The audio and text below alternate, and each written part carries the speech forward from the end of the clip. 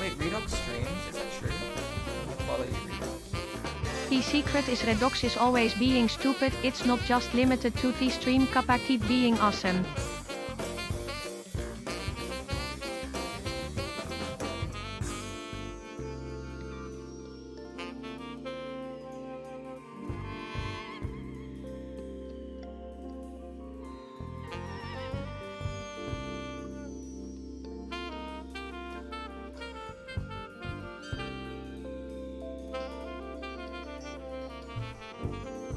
Gamers?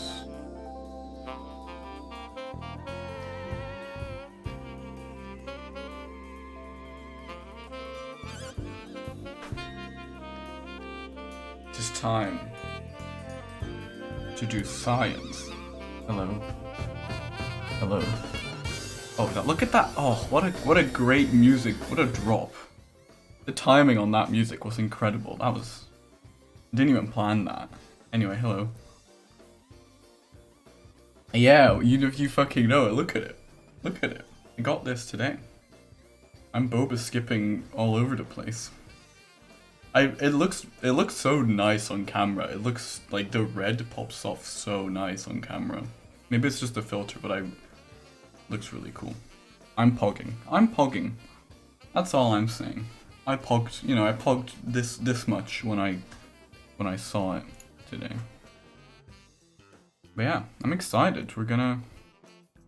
Well, it looks nice in real life as well, but I'm just like, usually...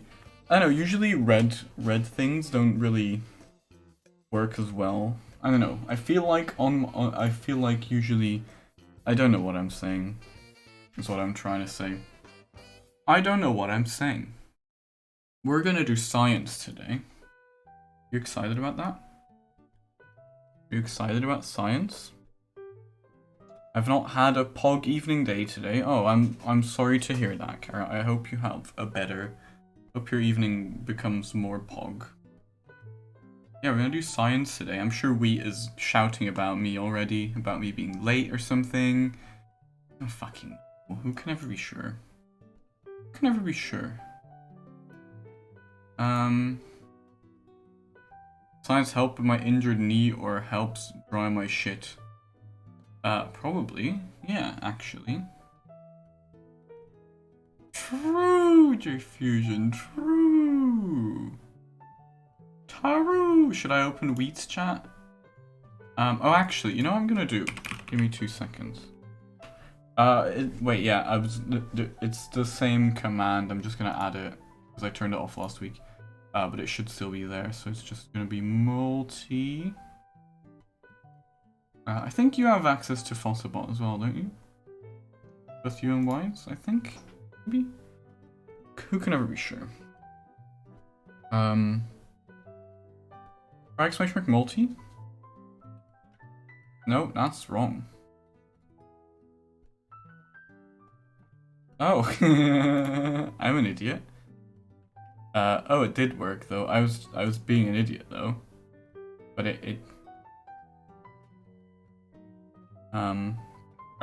I just not turn it off last week? Oh, I just forgot to turn it off. Oh, I know what I turned off the timer. I didn't turn off the. I'm gonna create a new timer. Uncertainly accurate.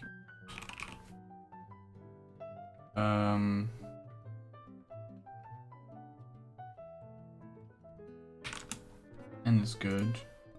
Time interval can be like 10 minutes. And that should be fine. Online only, of course, because I'm not an idiot. And it should be multi. There you go. This should. So the timer should be on now. There we go. Okay. What's Wheat shouting? Is Wheat shouting about something? He probably is. He always is. I feel like we should get. I feel like there's a better multi-stream thing though. I don't know if this is the best one. But you know what? What can I ever say? What can I say?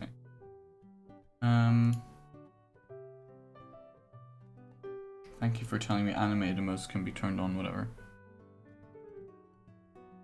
Oh, you do have a badge for me, Chef, but you had a badge before. Oh no, you didn't. I didn't see your sub come up. That's very weird. Thanks for subbing anyway. I appreciate it. Shouting about the kids on his lawn. That sounds like something Wheat would do, to be fair. Let's listen. Let's listen to see what he's got to say. Go there anyway.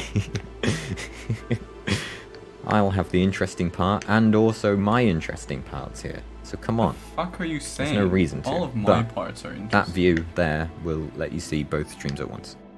Maybe not both chats Wheat's at once. mum is coming Sunday for today. What? Why are you coming on Sunday? Why didn't you tell me this? That's exciting. I'm gonna call Wheat. See if he notices. Fuck's sake. Well, anyway, thank you for that, Chef. Wheat's mum is incredible. How Hello. am I meant to concentrate on a stream when your my mum's mum coming is over just on here Sunday? telling me that they're visiting me on Sunday? How am I meant to focus now? Well, that's great. You get to see your mum, and I'm assuming also your dad, you know? Presumably. Maybe even other people who are also. I don't know. I don't know why I'm assuming Probably not. things. Well, probably not. Hopefully not. Well, yeah, there we go. That's my weekend ruined. How are you doing?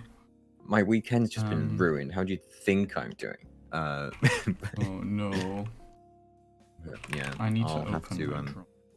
I'll have to tidy the other half of my room. Can you believe it? Yeah, because people will be able to see it. Yeah. Oh, I can't believe it. Why did I not just multi?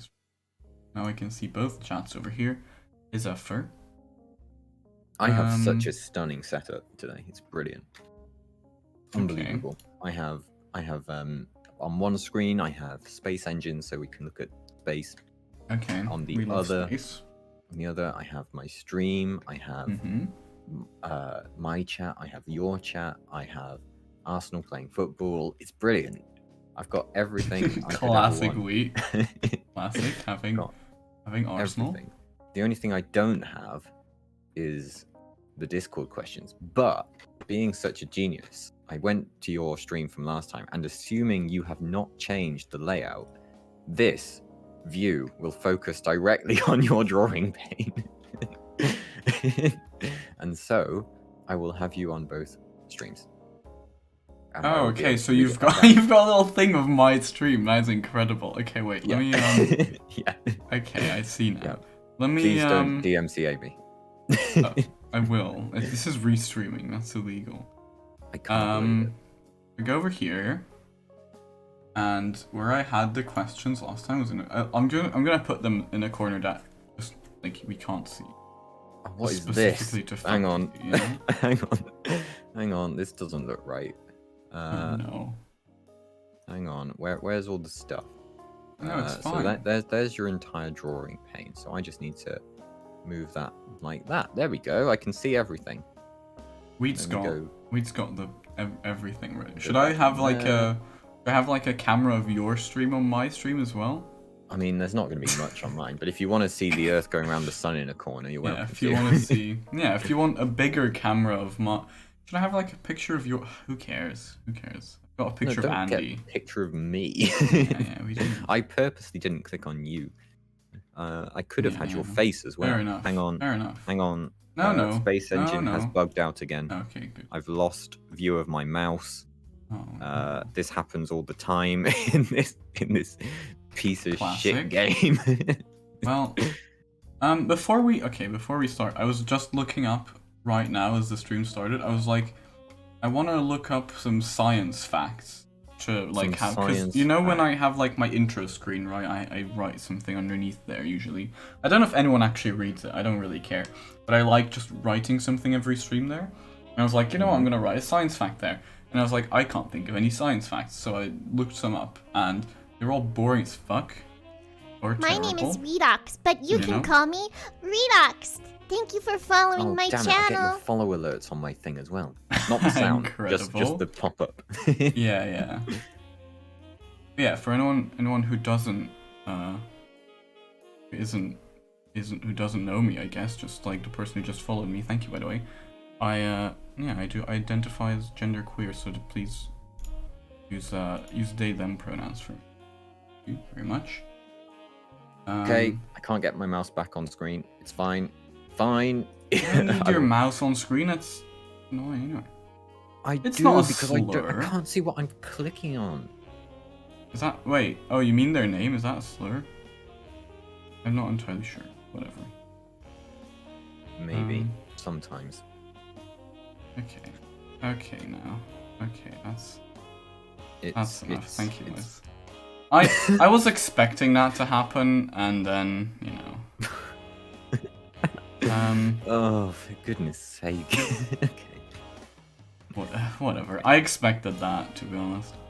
When do science question starts? Right now. So I wanted to talk about this. This is the website I had. I always have like a tiny bit of hope when someone comes in chat, and that's like the first thing they say. I'm like, oh, maybe they're not gonna be, homophobic or transphobic or something. But no, they always are. They always are. But yeah, this is the first website I found for kids. What's going on? Sorry, I've accidentally gone to a random star. I didn't mean to do that. It's fine. It's interesting.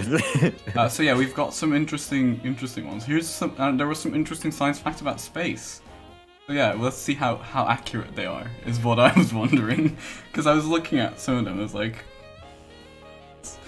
this one, number 5 over here. No life form can survive if they were to enter a black hole, like the one at the center of our galaxy, the Milky Way. Even light can't survive a black hole. Wow. You agree with that, Wheat? Wow. Light can't survive in a black hole. Light can't survive. My goodness, what a statement that is. Which is interesting. interesting. Trying to arrange things again. There we go. That's about. Yeah, right. I saw that and I was like, what? Light isn't alive. Well, it is an interesting view because if you consider light as information, which you can do, you can consider that information destroyed when it goes into a black hole. Well, okay, is it destroyed because we just can't reach it anymore, or is it like that's what you're saying is destroyed? Like there's no way of knowing. Maybe the light is going somewhere, Maybe it is. You know what I mean? Like, yeah, it's not destroyed. It's not gone. It's just inside the black hole. Yeah, we just can't reach it. It's just gone because. Forever, but also. But doesn't mean it's. Yeah. It's no. It's just. just because you take a, like, I don't know, just because you take this coin and you bury it in the ground and you forget about it, doesn't mean that the coin is destroyed. The coin's still there, you just forget about it, and it's not like you don't get it back, you know what I mean? It's not destroyed. Also, light isn't alive. But, you know, other than that. Oh. The 6 about the waves is kind of wrong, since waves are caused by wind. What? The reason ocean has waves and tides that switch from high to low as the gravitational pull from the moon and the sun keeps changing. Depends. There are, like, tides and stuff is because of the gravitational pull of the moon. But yeah, a lot of waves is from wind, as you say. Yeah, wise would survive in a black hole. Yeah, tides are, but a lot of weight. Some part. The thing is, like tides. You could say tides are like. What is happening over there? Sorry, I'm just getting angry with my space engine. Okay, the music player wasn't working. I need it for music. So I'm just continuing to go through it. Just keep telling people about tides. I'll be with you in a moment. I am listening. Sure. Anyway, the tides. So tides are gravitationally tied to the moon. Why they're called tides? Because they're tied to the moon. Wait, Redox streams? Is that true? I'm gonna follow you, Redox. Oh, there it is. Hey, here's my notification. Apparently it just didn't what? want to show itself on mobile. Thank you, Chef. What? What? Chef subscribed. That's went quiet. Sorry. Oh, there it is. It's like, Yeah, there it is because there it is. Chef There was it saying is. that There's my sub. Chef was saying that their notification wasn't like their sub wasn't popping up. But now it has. Anyway. There's my subscription. Oh god. Which is doing the thing of I can't see your screen or what. But yeah, it's it depends what you see as waves, because tides could be like kind of waves if you think about it, but it's just you know what I mean. But yeah, what you say is correct, Carrot, and the waves of the ocean are like often caused by wind or like circulation in the ocean itself. What the fuck are you doing? What? Shut up. You look like you've just smelled like the worst smell of your life. You know what? I actually discovered something brilliant. So I can't see the mouse in Space Engine, but on my stream of Space Engine, I can see the mouse. So I was figuring out, why have I gone so laggy now? My camera's fucking up now. Hang on, I just need to turn it off and on again. Multi-stream is, yeah, sometimes kind of shit. I'm sorry. I'd like to apologize. Anyway, anything else that's interesting? Accurate? Nice one. The moon doesn't emit any light of its own is kind of accurate. Technically, like everything is radiating some kind of light, even though it's not visible light. The light from the moon is like, what would that be in? What would that be in? Yeah, what waves? What wavelength? Shut up, Wise. Is the moon radiation? There we go. There we go. A better view. What point are we on here? 4. 4? Yeah. 4.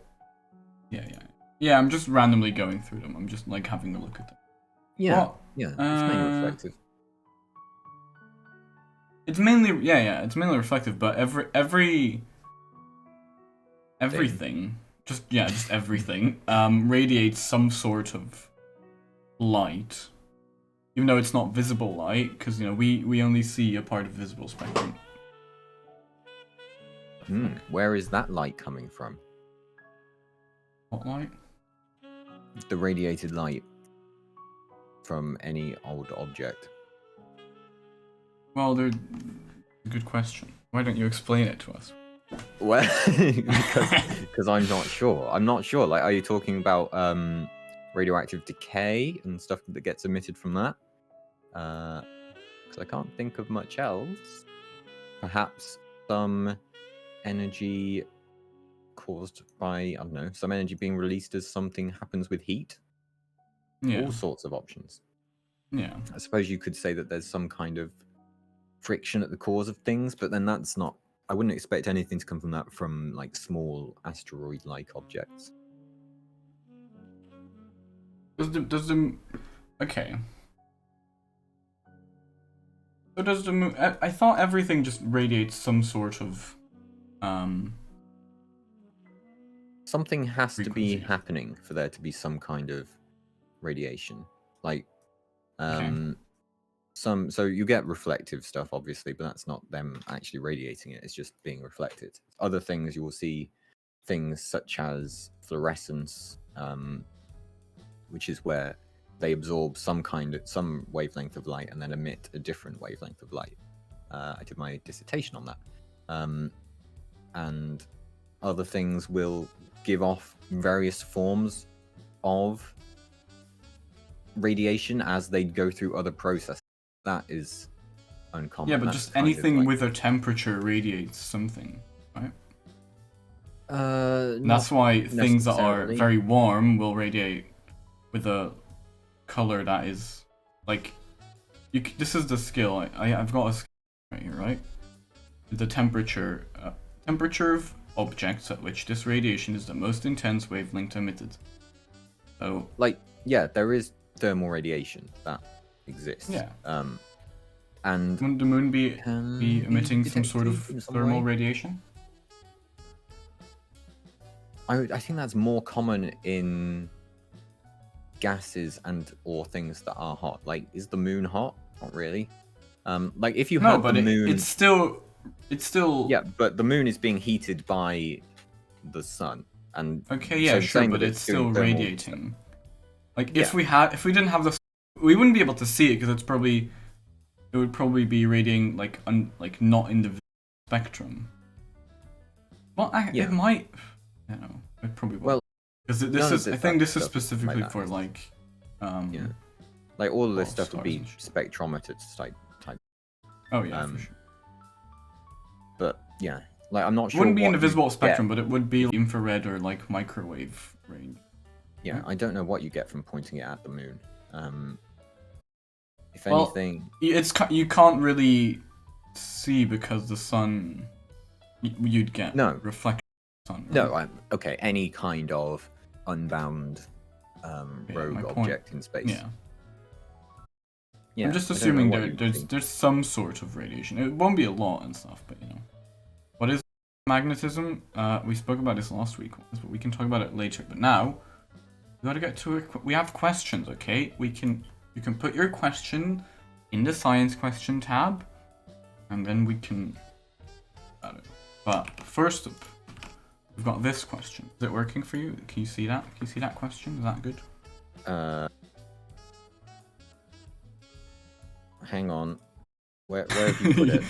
There's like you've got the lag of my stream, and I'm looking at your stream from behind, so it's very. As long bad. as it's in the pane that we had before, then yes, it will appear for me. Well, it should be. Anyway, Oh yeah, Kafki there it says, is. "Hello. That- How do the stripes in toothpaste stay stripy even when you cut open?" Legible? Do I need to zoom in on it more? Who can ever... Sorry, I'm just waiting. Is that for even it to appear legible on my my stream? I don't now. know. Who can ever... Do I need to make that bigger? Oh, that is definitely not my stream. I'll make it a bit. Like, drag it to the entire width of the pane. I'm gonna drag it to the entire width of the page. Pane, not page. And then you can draw with it. Okay. Yeah, I'm going from the top and then Yeah. all the way down. Stick around for I don't know, 4 hours, Wise, and you might get an. Yeah, wise. Are you just streaming a black screen, perchance? I'm it's back. not. It's gone. It's possible to read even at 360p. See, there you go. Brilliant. Okay. So how do the stripes in toothpaste stay stripy even when you cut open the tube? Well, what do you mean? They're just, just. I'm with. But the way they'd put them in the tube is like, for example, this is like the color of, right? So you've got this, and then you've got like a lighter one, right? And they're just like, what is the difference between those two? Probably just some fucking added coloring because it looks nicer, assuming. You're slightly unhappy, is it? It seems fine on my end. I think this might be just Twitch being shit.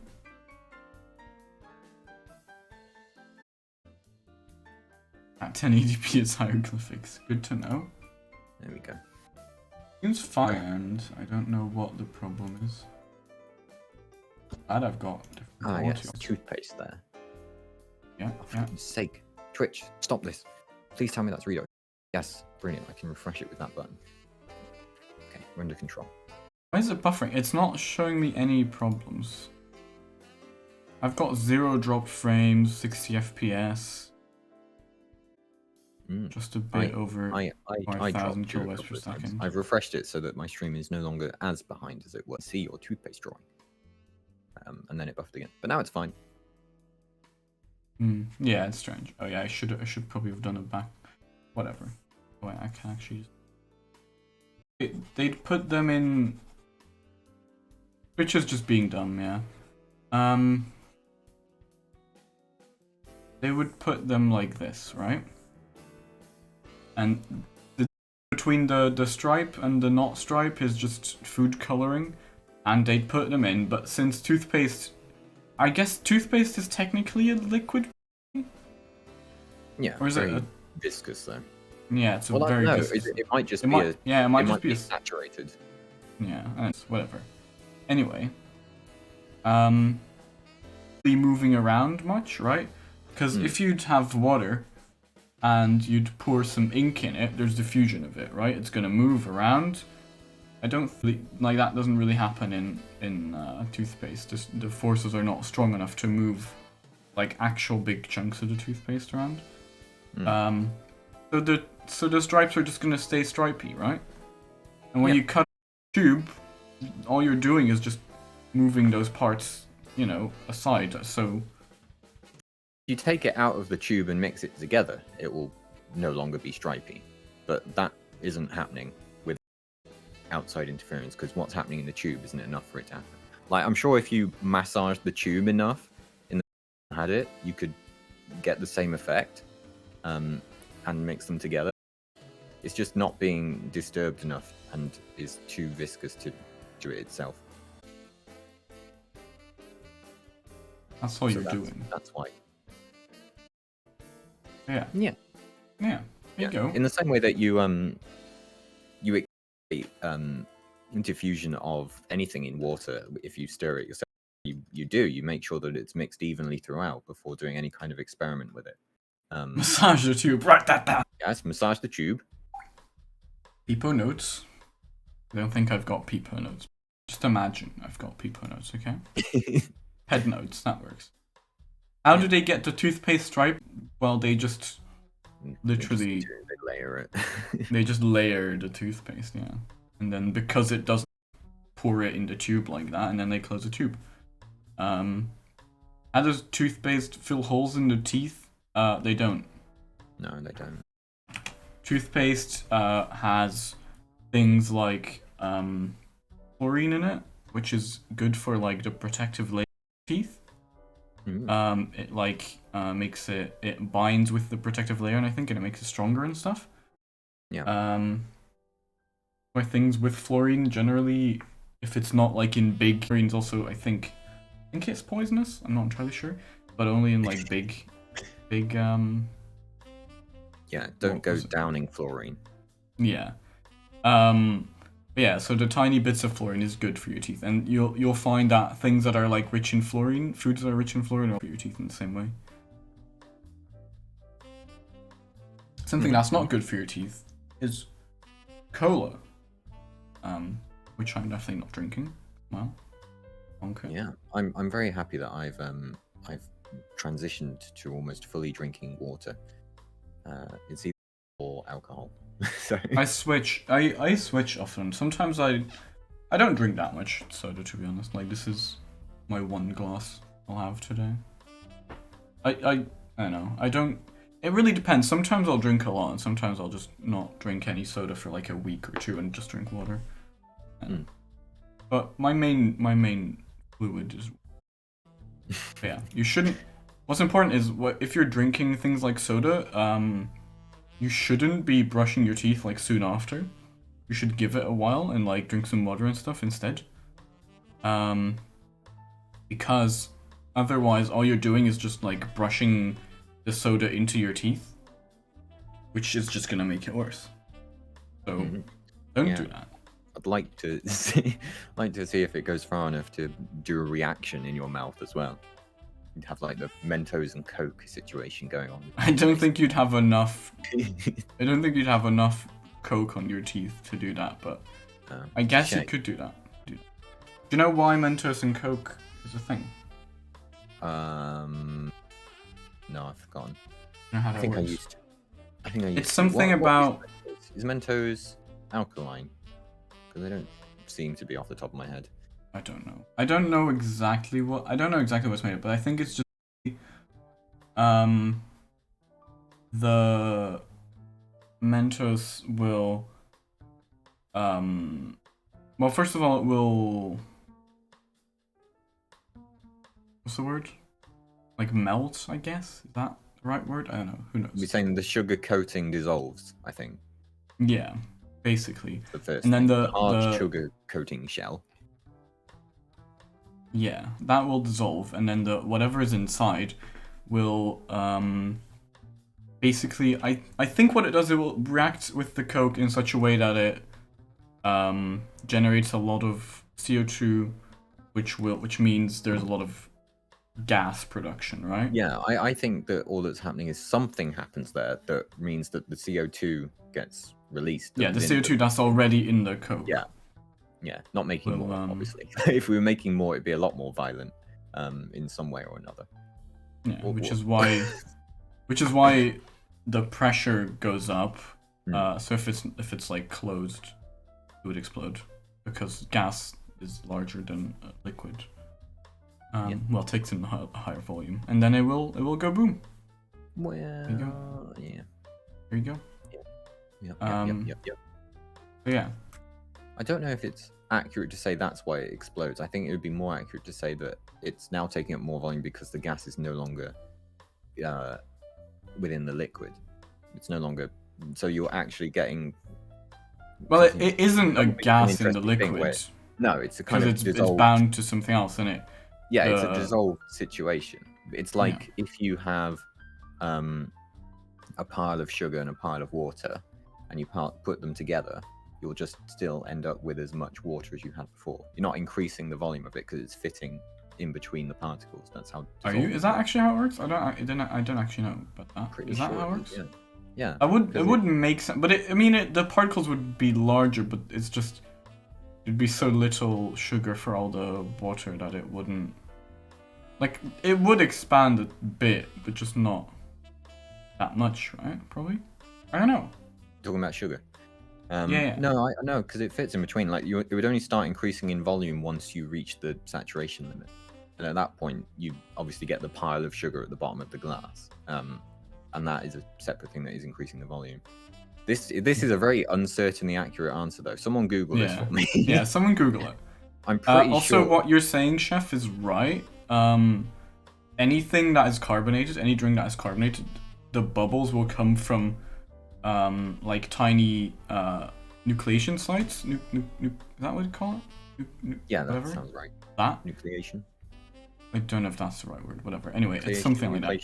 Something like that. Something like that. Anyway, it's like a tiny speck on the glass or something like that. And the bit of Mentos, it's not perfectly smooth. There's like little shit in there. So that will also do something. But a lot of it is also just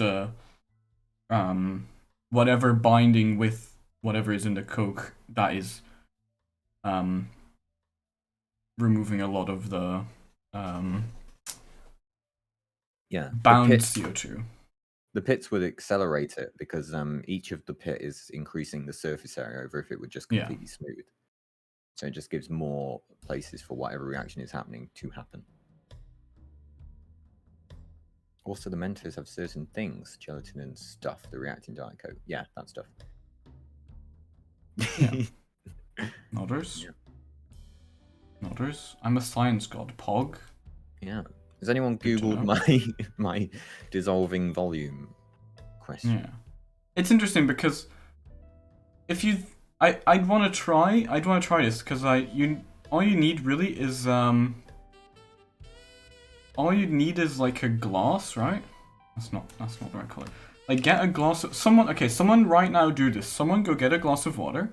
Okay. And there's sugar.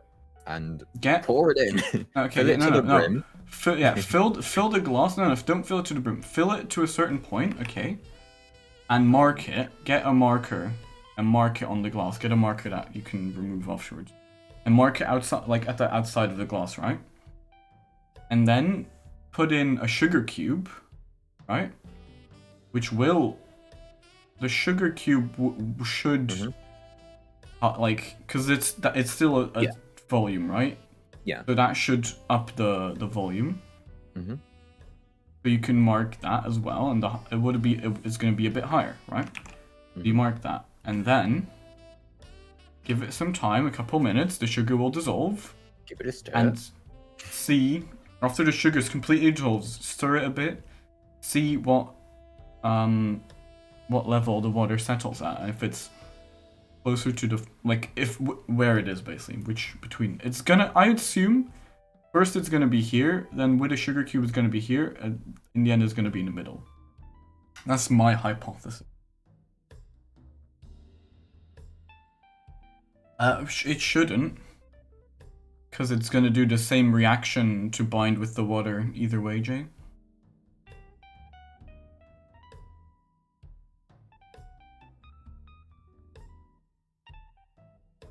Yeah, it's not gonna be 1-to-1. That I think it's gonna be less than just the full sugar cube, but I think it is gonna be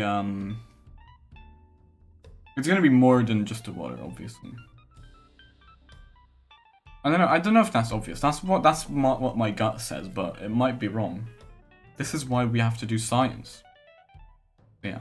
Also, the larger the sugar cube, the better, because that's going to be a bigger volume. It's going to be easier to see the difference. Okay. What I'm actually finding is for salt, adding salt to water reduces the volume of the water because it allows the water molecules to be closer to each other.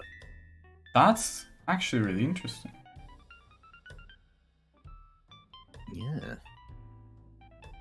I'm not sure how this appears on stream. I've got too many windows to actually click through things, so I've hidden your thing for now and got something up. Your stream's frozen for me. Brilliant. Blah blah blah. I'm not even missed. I should also set my stream to science and technology because hot water will make it dissolve quicker, but that's all. It doesn't really matter how quickly it dissolves.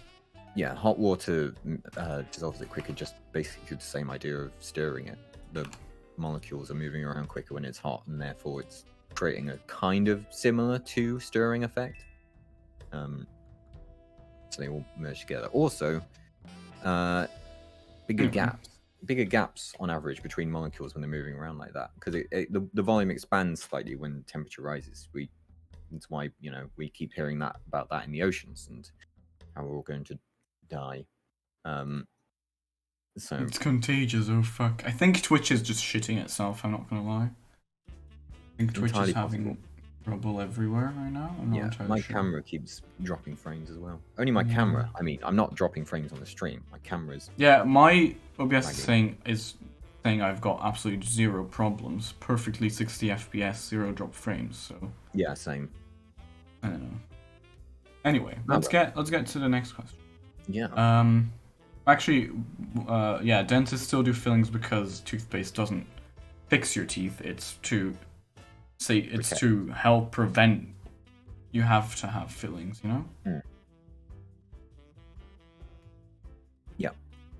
Okay. Yep.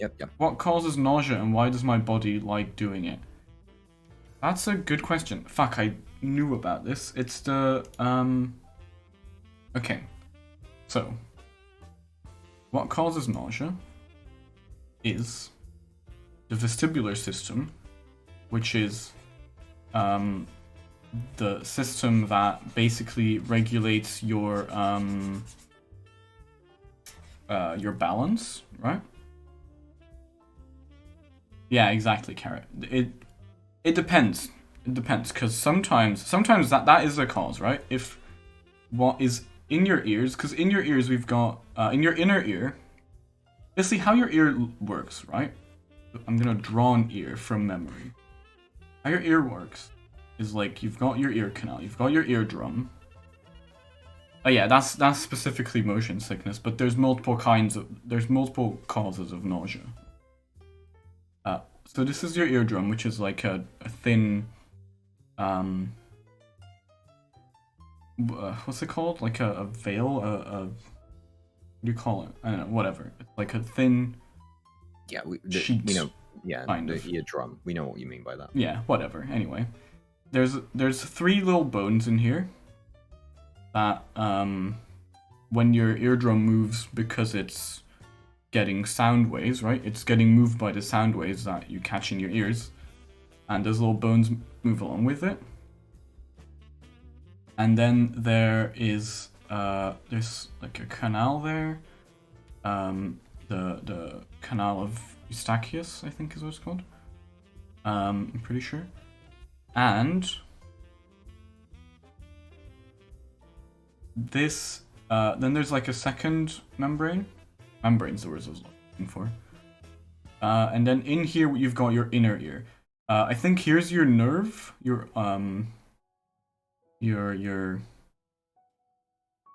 audio nerve, I don't know what it's called, whatever, somewhere here. And then you've got 2 parts, right? You've got your 3 like ear canals. They're like little tubes, half semicircular tubes. There's one that's like this way, one that's this way, and then one that's this way. And you've got that, and then you've got which is like, it looks like a snail shell, right? And here's like the nerve, I think. There might be something, I don't remember. Whatever. You could also just look up inner ear and look at it. Anyway. What is nausea? These little things, these little canals, and these things in here. There's little sensors in there. Are you still with me, Wheat? Your stream has died for me. I am still with you. Okay. I have a perfect view of your drawing as well on mine. Okay, good. Yeah, I can't. Your stream is just buffering for me now. So you've got kind of similar things in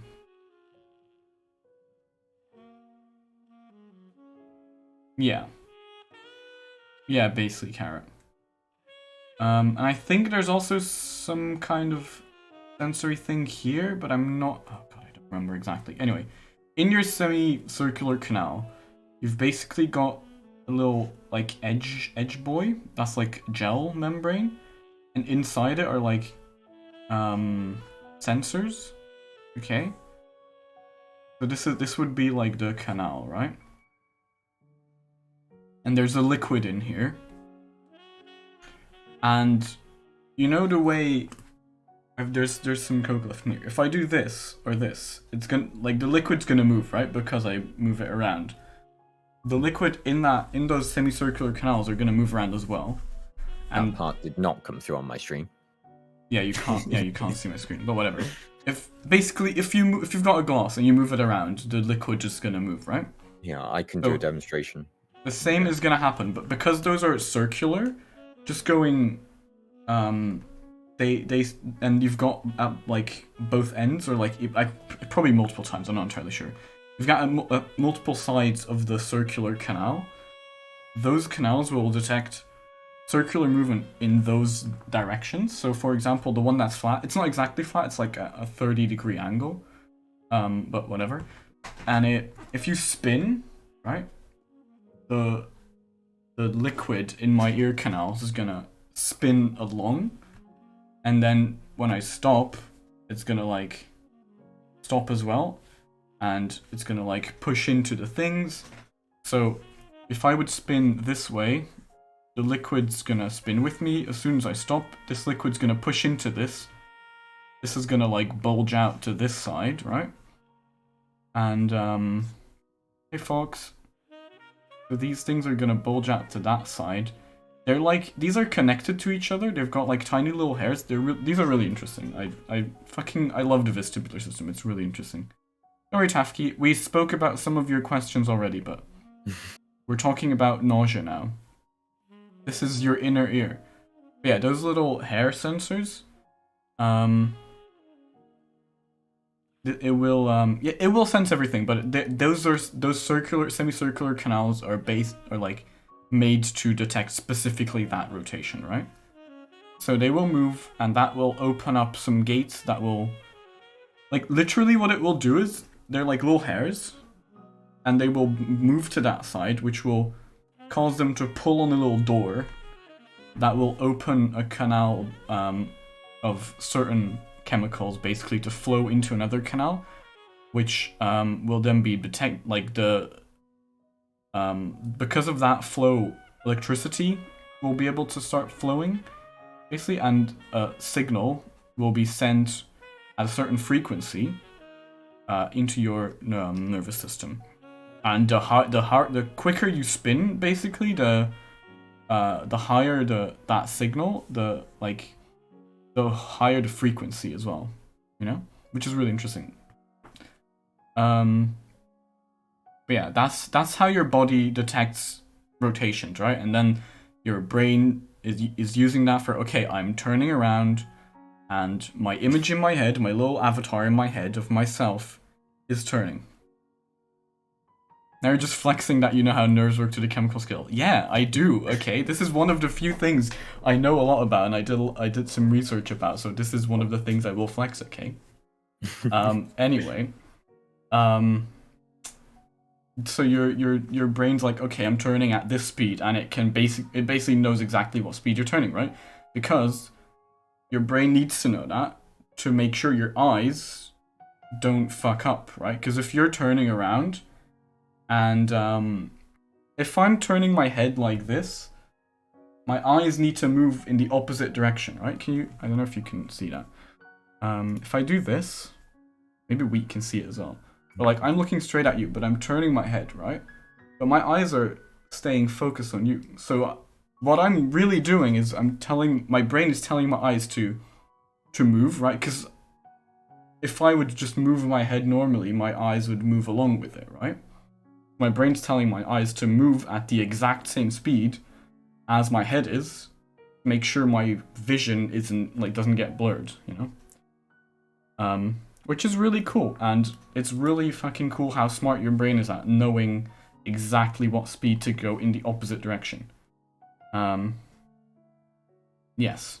So that is the idea of the vestibular system. You've got those three canals. You can do rotations in this direction, rotations in that direction, and rotations in this direction, which if you put them together, you have all the rotations, right? But we'd have to go into math if we want to explain that.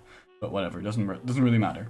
Basically, if you rotate that way, and that way, you have all the rotations to describe every movement, basically, right? You've got that in both your ears, so they can check each other.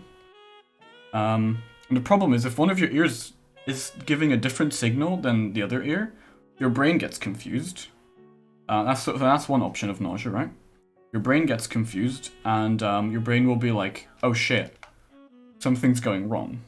And it doesn't know what to do, which will make you nauseous, usually. Other things, just in general, if something doesn't work, if something's wrong in your vestibular system, it could get fucked, okay? And that's why you get nauseous. But also, if you're if you're on drugs, that usually has an impact on just your nerves, basically. That's not a problem on this, but that's more like your nerves are saying, oh, you're just fucking, like, your nerves, the connections in your nerves are a bit fucked. Basically, they get, because what alcohol does, we spoke about this last week, it, like, blocks some of the neuroreceptors in your brain, I think. I'm not entirely sure about that. I still haven't looked it up. Whatever. Also, yeah, if your eyes are, like, if you're in a station, if you're in a room, and that room is shaking a lot, so on a boat often, right, or in a car or something, and your mind, like the liquids in your ear canals will move, right? So your brain's gonna feel that you're moving. That's why people get sick on boats. That's why you get seasick, because your brain's gonna feel that you're moving, but your eyes, you're just in a room. You know, the room's not moving compared to you. So your brain's like, am I moving? Am I not moving? And it's telling you you're moving, but for you, you don't look like you're moving, right? So that's why you get nauseous from being seasick.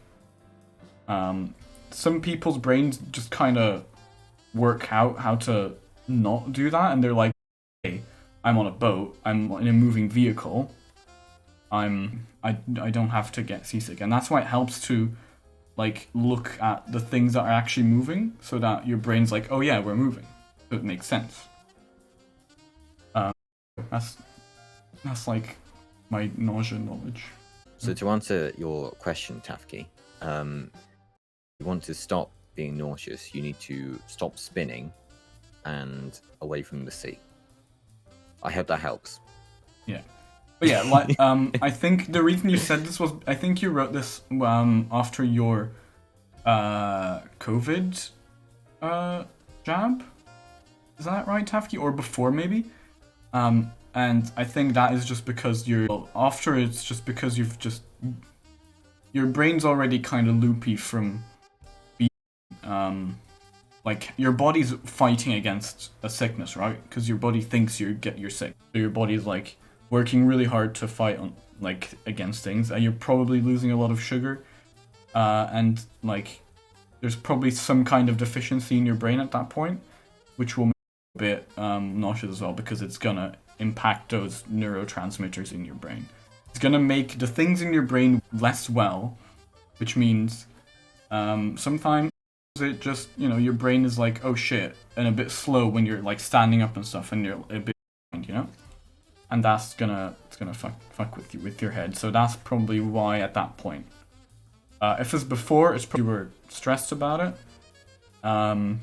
which is also gonna, like, certain chemicals being blocked to your brain and stuff. Yeah. But yeah, when you're nervous, and then the fact that you get more nervous about it, it just increases the shit. And then I don't know exactly how that works. I don't know how, like, nervousness impacts your body, but I'm assuming, like, diverting certain chemicals or certain, like, or sugar or something away from your brain, and that's why your brain gets sometimes. But I'm not entirely sure. Don't quote me on that. Quote me on the other things, though. Quote me on the eye things. Those are... And I do actually know about them. Eye and ear things. They're connected. Oh shit. I could talk about the vestibular system so long. That was, like, one of my optionals last year. It was really interesting. It was really fun. I really enjoyed. But yeah, stress and anxiety cause a lot of cause nausea and things like that. But if you are eating well and, like, making sure you're hydrated and stuff, that will it doesn't get severed. Suggestion ever, can you save for next stream? I can, yeah. I can do that. Sure. I don't know either, Tafke's. I think shit. Yeah, it bounces around, I think. Because for me, wheat stream is terrible right now as well. But I don't know. Well, that's nothing new.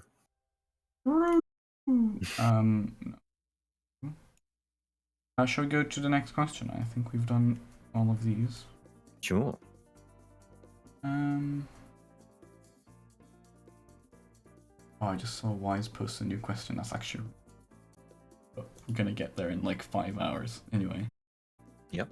I literally don't even know how to switch. I didn't even know that was a thing, Jay. I'm not gonna lie. Right. So, next question from Zach. How do I pronounce that name? I don't know.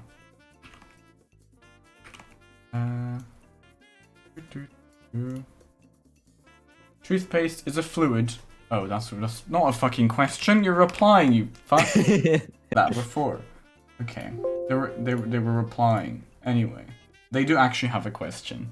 I'm gonna ask Andy right now. I'm doing a thing. Andy's probably busy. Leave Andy alone. Very busy boy. This is the actual question. I knew they had a question, but I'm just. If space is expanding faster than the speed of light, would it even be possible to visit another solar system? This is one for you, Reed. Depends. So space is expanding. There you go. There's wow, isn't that terrifying? And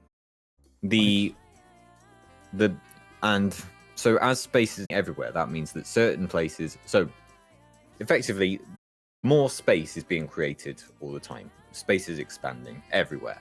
On most scales, it's entirely negligible.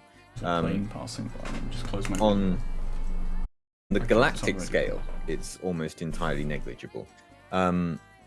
It's only when you start getting to traveling between galaxies and possibly even traveling between different clusters of galaxies becomes something to worry about. I think I looked up how much of an effect it had somewhere, and I think it was for several, possibly million light years. It has an effect around 45,000 kilometers so per second of expansion, which if you compare the two, that's making a huge difference over that scale. It's only an absolutely enormous scale that you have to worry about. But in terms of things being unreachable,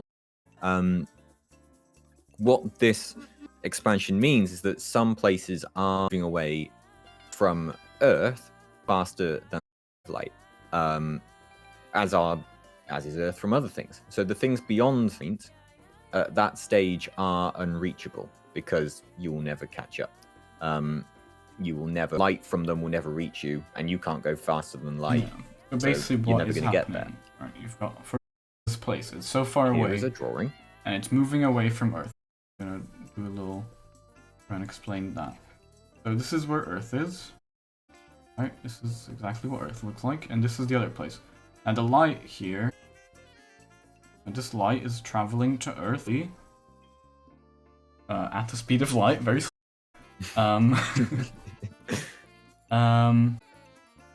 And the thing, the universe is expanding. Both of these things, it depends how you look at it. You know, if you look at Earth being the center, it's kind of difficult to look at it if Earth is like the central, because it's not. Just look at them as 2 points. But imagine, so both of this one's, that's not a red. This one's basically they're just moving away from each other, right? So they're moving away from each other so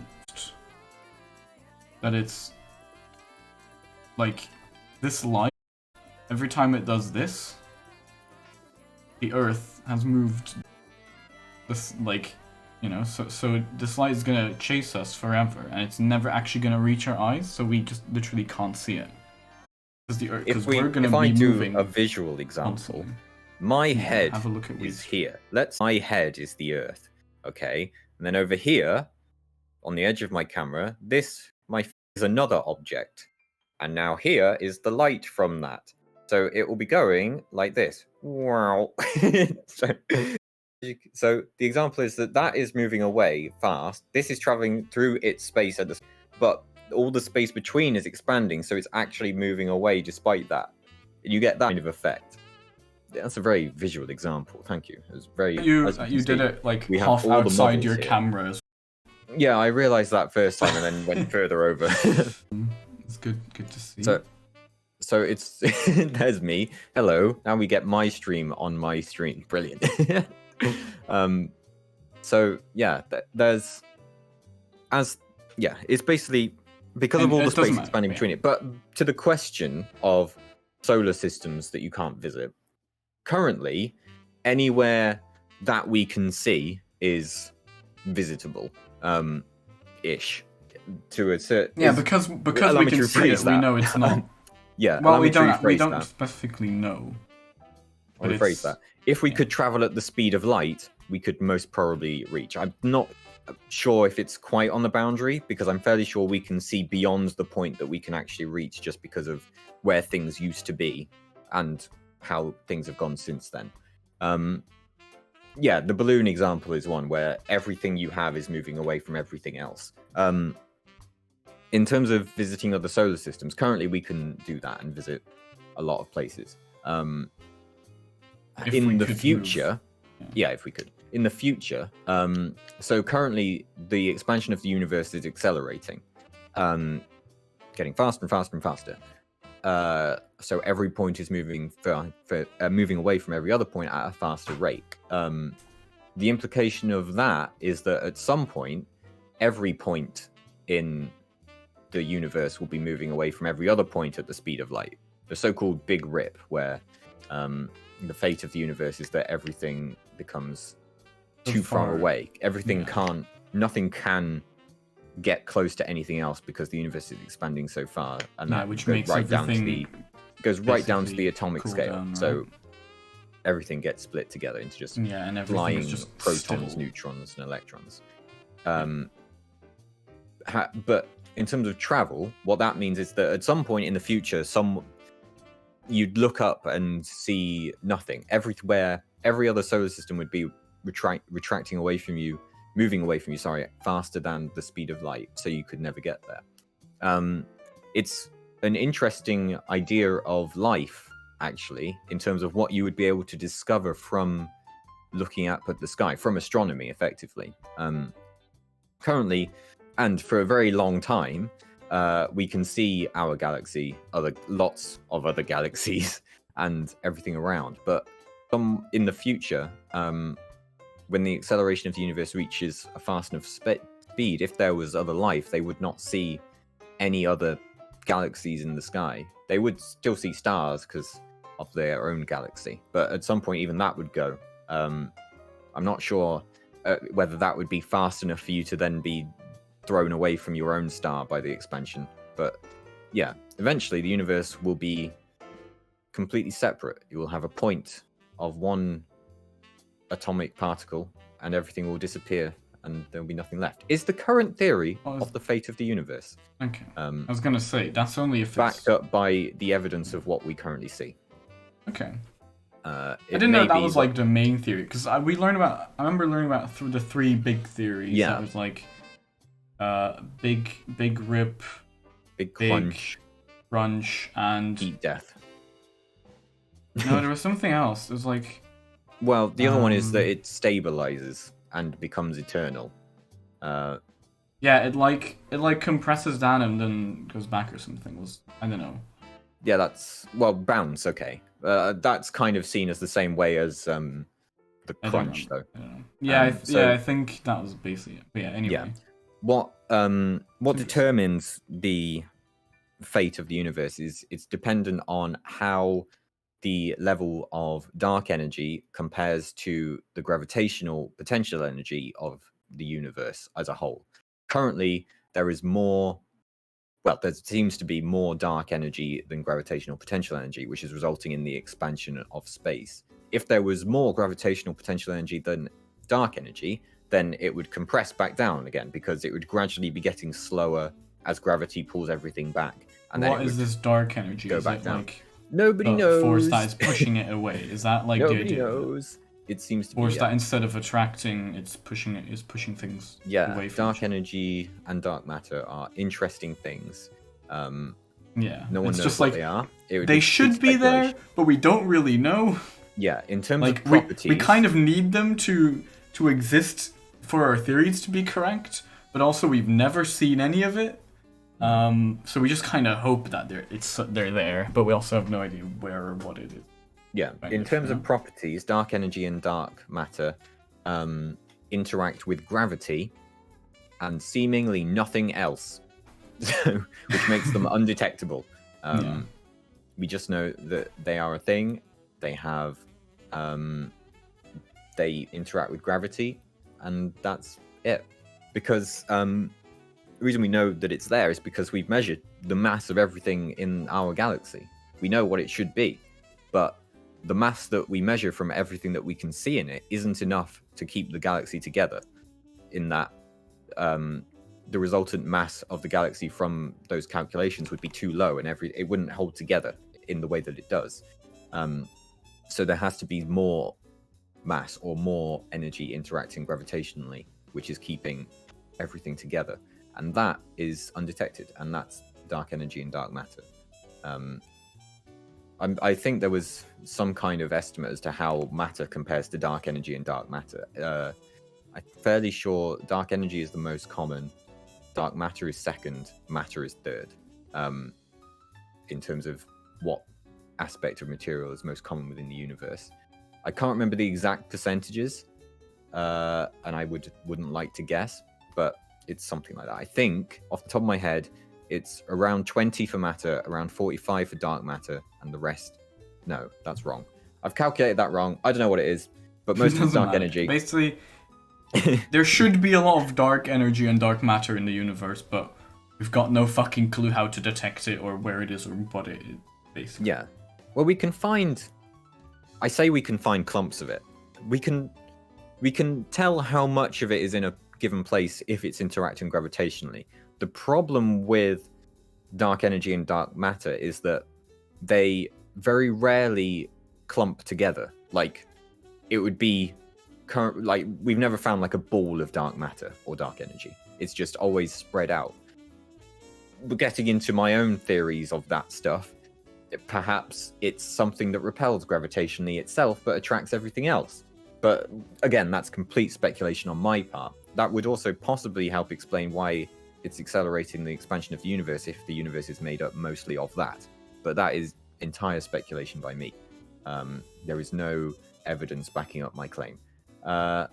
Is it the same as antimatter? Is not the same as dark matter or dark energy. Antimatter is effectively matter with the complete opposite properties of matter.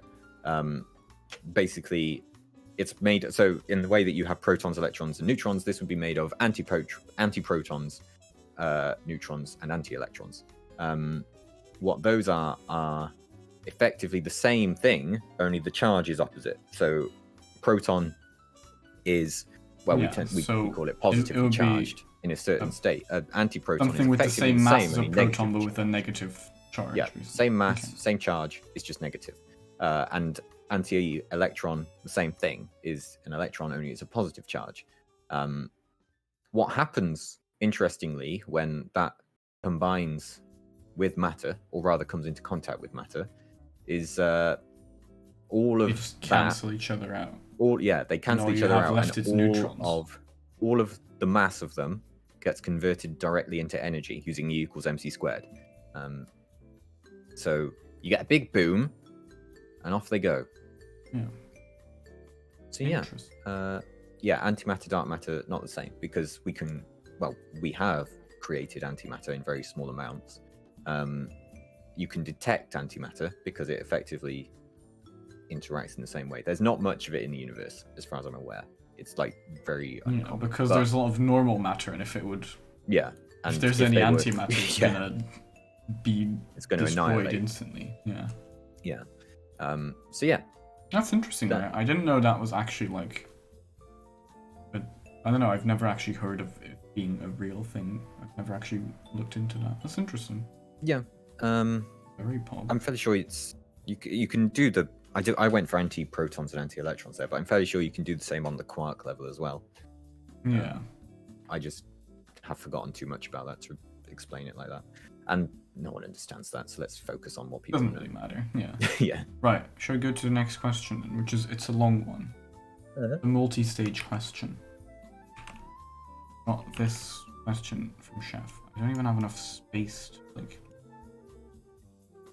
whatever. Here we go.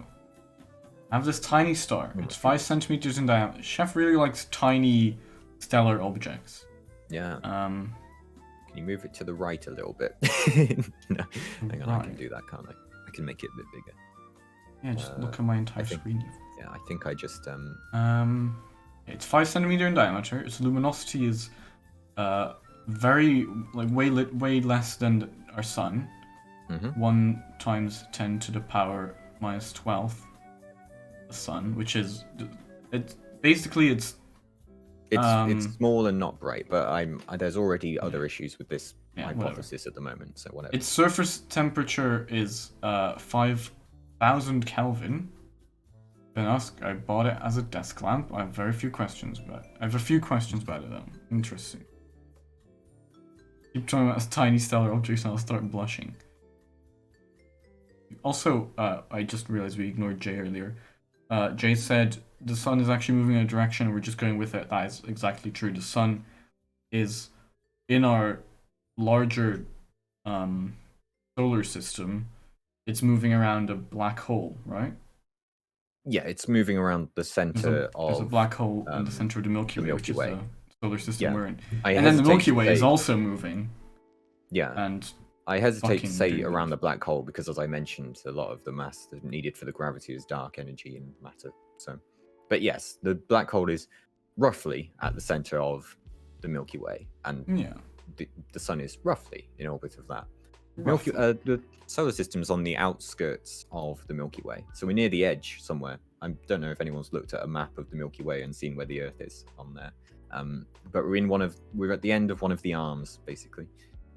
Arms, I should say, spiral galaxies have what look like arms, which are clouds of gas, where the Yeah, gas it's is more like- dense and it forms like arms. I'm fairly sure that's not very common. I think most common is just oval galaxy, which is a fairly linear distribution of things, where Is that they what it just looks- effectively a flat thing. Yeah, that's about right. Ah, interesting point. That I've forgotten the answer to, but galaxies, planetary systems, and stuff like that all tend to spin in the same direction. I can't remember why. It's a very Oh. interesting point though.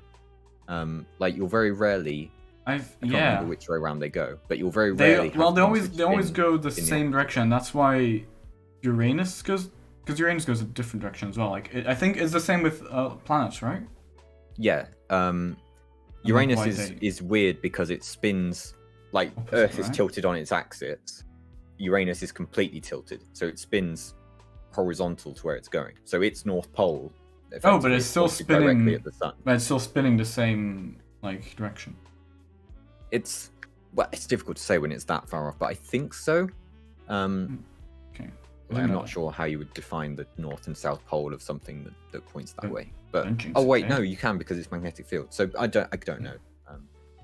But I would expect so. That's interesting. I Um, don't. Yeah. I feel like I've heard this and I don't remember the reason either. If someone wants to Google that, feel free to. And tell us. Yeah, that'd be pog. So. Yeah. I remember the explanation for why most things are planar, as in everything in a system is going the same way. That's just because when you have the random chaos at the start, when everything is a ball, and everything's bumping into each other, whichever direction randomly has the most momentum is the one that will come out on top. So everything going around something in every direction, everything will collide, and once you have most momentum going in a certain direction, then you get the system where everything's in orbit in the same plane. Just because anything going in the opposite direction would hit something and they can start going in the right direction. So yeah, Ooh. there's that. Anyway, chef's stuff. Yeah. Okay. So first of all, we've got a tiny little star. That's 5 centimeters diameter, but its temperature is 5,000 Kelvin. Its surface temperature even. Mhm. And it's not very bright at all, which is kind of weird because the brightness, as I showed earlier, is linked to the temperature, right? Yes, but Not- it depends what it's made of. I mean, this star is already impossible to Well, have, yeah. but Is it? But what's your current problems with it's too before we small. even start? Okay. Like, yeah, a star is a star because it is massive enough to create fusion reactions within its core, which produce the energy, the light, the heat, everything about being a star. Jupiter is effectively made of the same thing as the sun. It's just not big enough to be a star because it's not creating enough pressure at its core to create fusion reactions. There's a name for those. On the stellar evolution scale, you get brown dwarf is the thing which is almost a star, but it's not heavy enough to do fusion. So it kind of glows a little bit and creates some heat just from the pressure and the friction of everything moving around inside, but there's no fusion reaction, so it's not hot enough to be a star. It just kind of glows brown. Jupiter's not big enough to be a brown dwarf, but yeah, it's still made of the same stuff. How small is the smallest stars we have found compared to Earth? I want to say...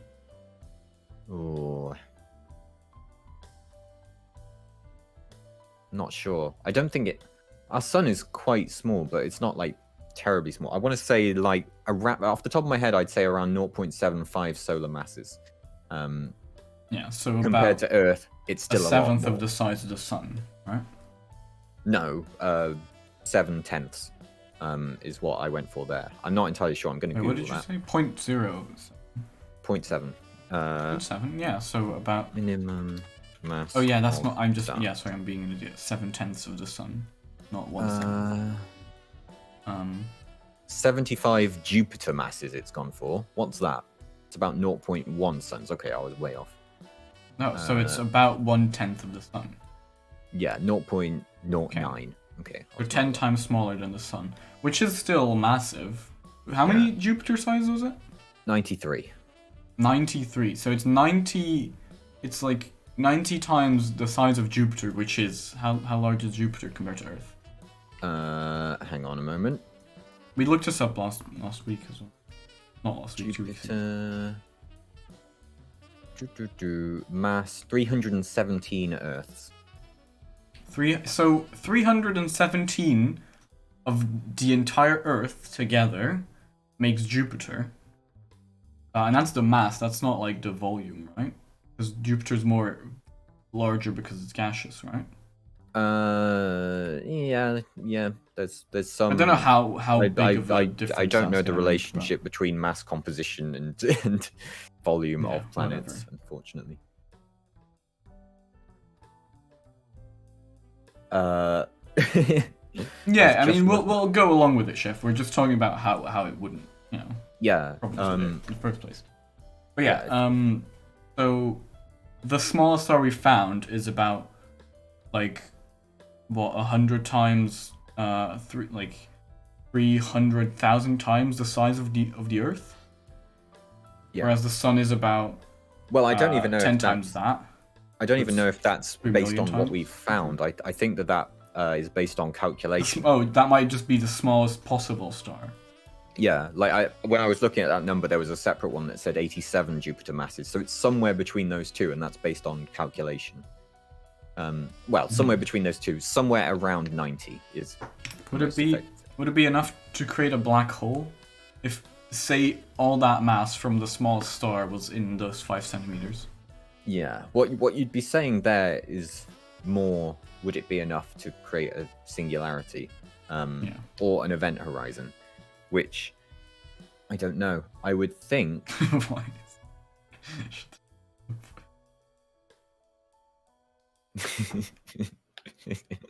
Nice. I would think... I want to say no. But then, maybe? I don't know. If you had a normal-sized star made of that much mass, it would not create a black hole. But if you had that much mass as a singularity, would it have an event horizon? Small, that's a different question. There's so much pressure. Would that be enough energy? I don't know. This is all we think. Yeah, I would think so, because that is denser than a neutron star, which is when they are already packed as tightly as the atoms will allow, or rather, as the atomic components will allow. well, neutrons would allow. And I'm fairly sure that 5 centimeters, well, diameter of that wouldn't be large enough to contain that much mass of the smallest star. Well, of a functional star. So, if you're trying to get it there, then you would have to have it as a black hole. In which case, yes, you could make a black hole because there's no like minimum size for a black hole. It's just small ones don't live very long. So, sure, it could get you a black hole. And I think that there's no other way you could get something that small with that much mass. So yeah, I would say that that would be a black hole solution. Okay. There you go. So the only way to do this is if it were a black hole, and we spoke about tiny black holes last time. Yes, That's not going to be very nice to you. They're going to explode. So, well, I don't know. Because this one we're saying it's no longer 5 centimeters cubed because it can't be. What I'm unsure about is where its event horizon would be. But one with that much mass I would expect have a reasonable length lifespan. Not very long, but long enough to kill things with gravity rather than in its explosion. long enough to kill you on Earth. Yeah, long enough to kill you in a different way. Yeah. Shall we get on to the other question? Sure. So, this thing really burns my skin more than I expected it would. I don't know what you expect, how much it would expect to burn you, but there you go. Is there a way that I can contain this thing in my home in a fashion that it would not burn the hell out of me, still provide me with light? That's like the first part of this question. So, if you had some kind of filter on it that would block like 90. Well, okay, its luminosity is, because what you're looking for here is, you've said a lot of different things, right? First of all, it really burns your skin. That's temperature, right? So that's the heat. The luminosity is how bright it is, which is like the amplitude of the waves, right? Is that correct? I don't really know about the those. amount of photons it releases. Okay. Let's see. So, okay, this is me without knowing anything. Without knowing much about like stars and shit like that, right? So I'm gonna say what my answer is, and then you can correct me if I'm gonna be wrong. What GCSE physics were you doing where you had to consider whether a 5 centimeter object would be a neutron star or a black hole?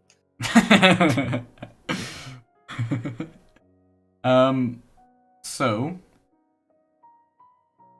how would you keep it? Well, if you have some kind of, I don't know why it's now green, whatever.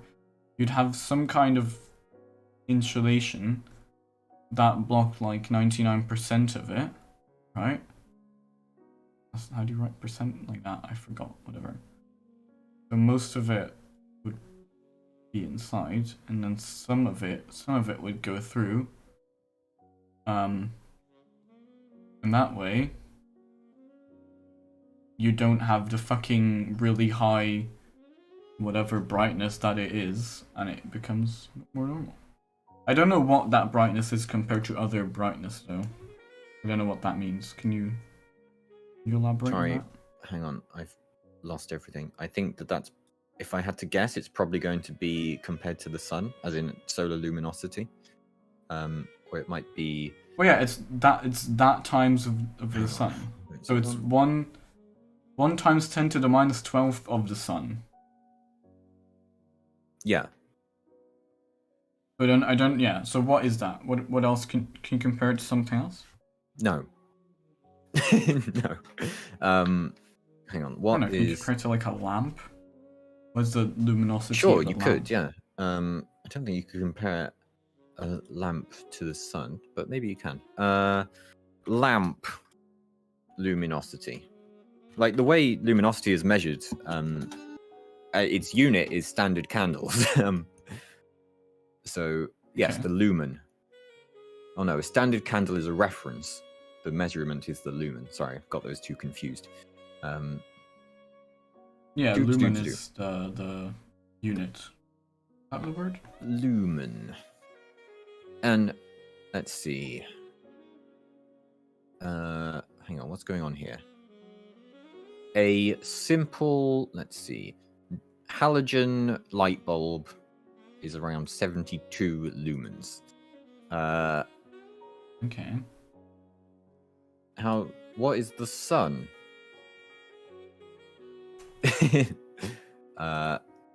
Sun luminosity. Yes, it's given me it in solar luminosity units. Brilliant. Yeah, so just, yeah. So it's just giving me this? 1 lumen. Yeah, what is a solar luminosity?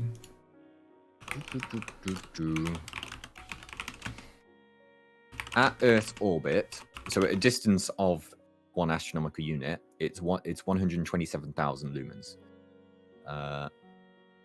Okay. So, Bear well, in the mind thing is, that bear in mind that the number I gave for the lamp or the light bulb was not at 1 astronomical unit. yeah, but that is at the surface of it. Yeah. Yeah. So So what do we know the luminosity of the sun at its surface? Well, we would do that in terms of power, I think. Like, Okay. hang on.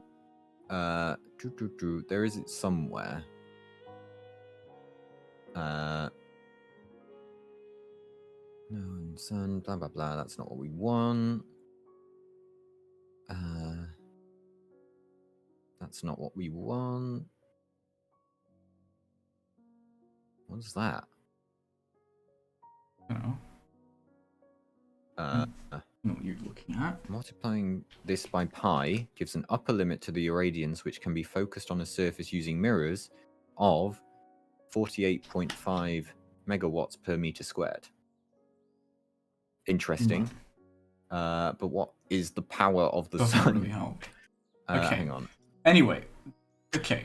Can we let's just take the one at 1 astronomical unit.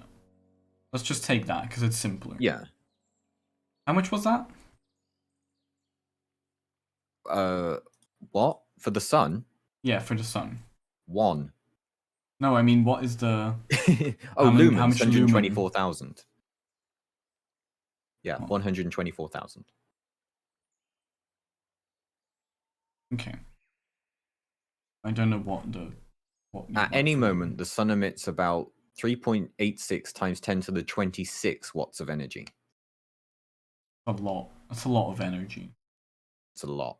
What's that? Is that in a second? Yes. Well, that's at any moment. Oh, come on. Yeah, it's at any moment. What's that mean? Come on. Who wrote this? It doesn't matter. It doesn't matter. We don't need to know about that. We don't need to know about that. So this is the luminosity, right? This times 10. Well, it's actually not that much then. Right? It's like, because it's gonna be 1, 2, 4, 5, 6. It's gonna be, sorry, there's a comma. It's gonna be this many lumen, which is not very bright at all. In fact, it's very dim. Right? What's that? The lamp or the Yeah, star? That... The star the... that chef. Oh, sorry, the chef star. Yeah. But it's not bright at all, right? It's not not not got any light basically. Virtually undetectable. It's virtually just can't see it. Well, hang on. How have you done that calculation? Times 10 to the minus 12. Oh, sorry. No. Yeah, sorry. It's even less. I'm just an idiot. Well, no. What I'm wondering is the reason I say that is because luminosity scales with what am I talking about? It scales with okay. distance to the power 4, but what's that got to do with anything? Absolutely. Sorry, ignore me. That's fine. That's fine. So, but I was doing it wrong anyway.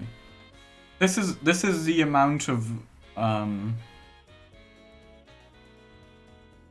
indicates that bright sunlight provides an illuminance of approximately civil lux lumen per square meters on a perpendicular surface level at sea level. At 1 astronomical unit, this totals that many lumens. Okay. That sounds about right compared to what I was saying, so I'll take it. Okay, so that's way more. What? Well, if it's 3 times 10 to the 28th, that's more than just 124,000. Yes, but that... Okay, I gave you the number in lux then, I guess. Which is how much it was per square meter, rather than the entire... Oh, true. Okay, so you gave... Oh, yeah, you're right. You gave... Okay, that you probably did give it in lux then. That makes more sense. Okay, let's just take that then. Let's just take that number that Chef has. Oh, I just ate so much ice cream I regret my life choices. Yeah, it does sound like a right life decision. Also, hello, Clara. What Chef has is also way easier to do the correct. So what we would have is let's just take 3.5 because it's easier. Times 10 to the how do I math 16th lumen. Okay. Whatever the fuck lumen is. So this is a lot of light. This is still very bright. You'd be fucked. So yeah, my 99.999 probably would be good to like you need some sort of filter to block out most of those photons. The thing is, I'm concerned what bringing something, assuming that this is a star, something like that is made of a star to Earth would do. Because effectively, its surface temperature is 5,000 Kelvin, which means it has a core as well at a certain temperature. I'm concerned that this thing is going to set the atmosphere on fire. Oh, yeah. Probably. So, I think we've more to worry about than the sunscreen situation. Yeah, but that's not the question, is it? That's not what Chef is wondering about. How does sunscreen relate to that level of radiation? Yeah. Yeah, sunscreen's not gonna help you at this point, basically. No. You're gonna get... Basically, you don't even need to worry about instant skin cancer because you're gonna be burned to a crisp.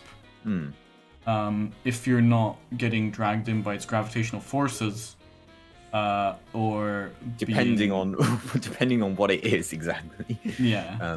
Depending on what this hypothetical thing is. Yeah. So yeah, I think sunscreen is the least of your worries at this point. But yeah, what would you need to not burn the hell out of you but still provide you with light?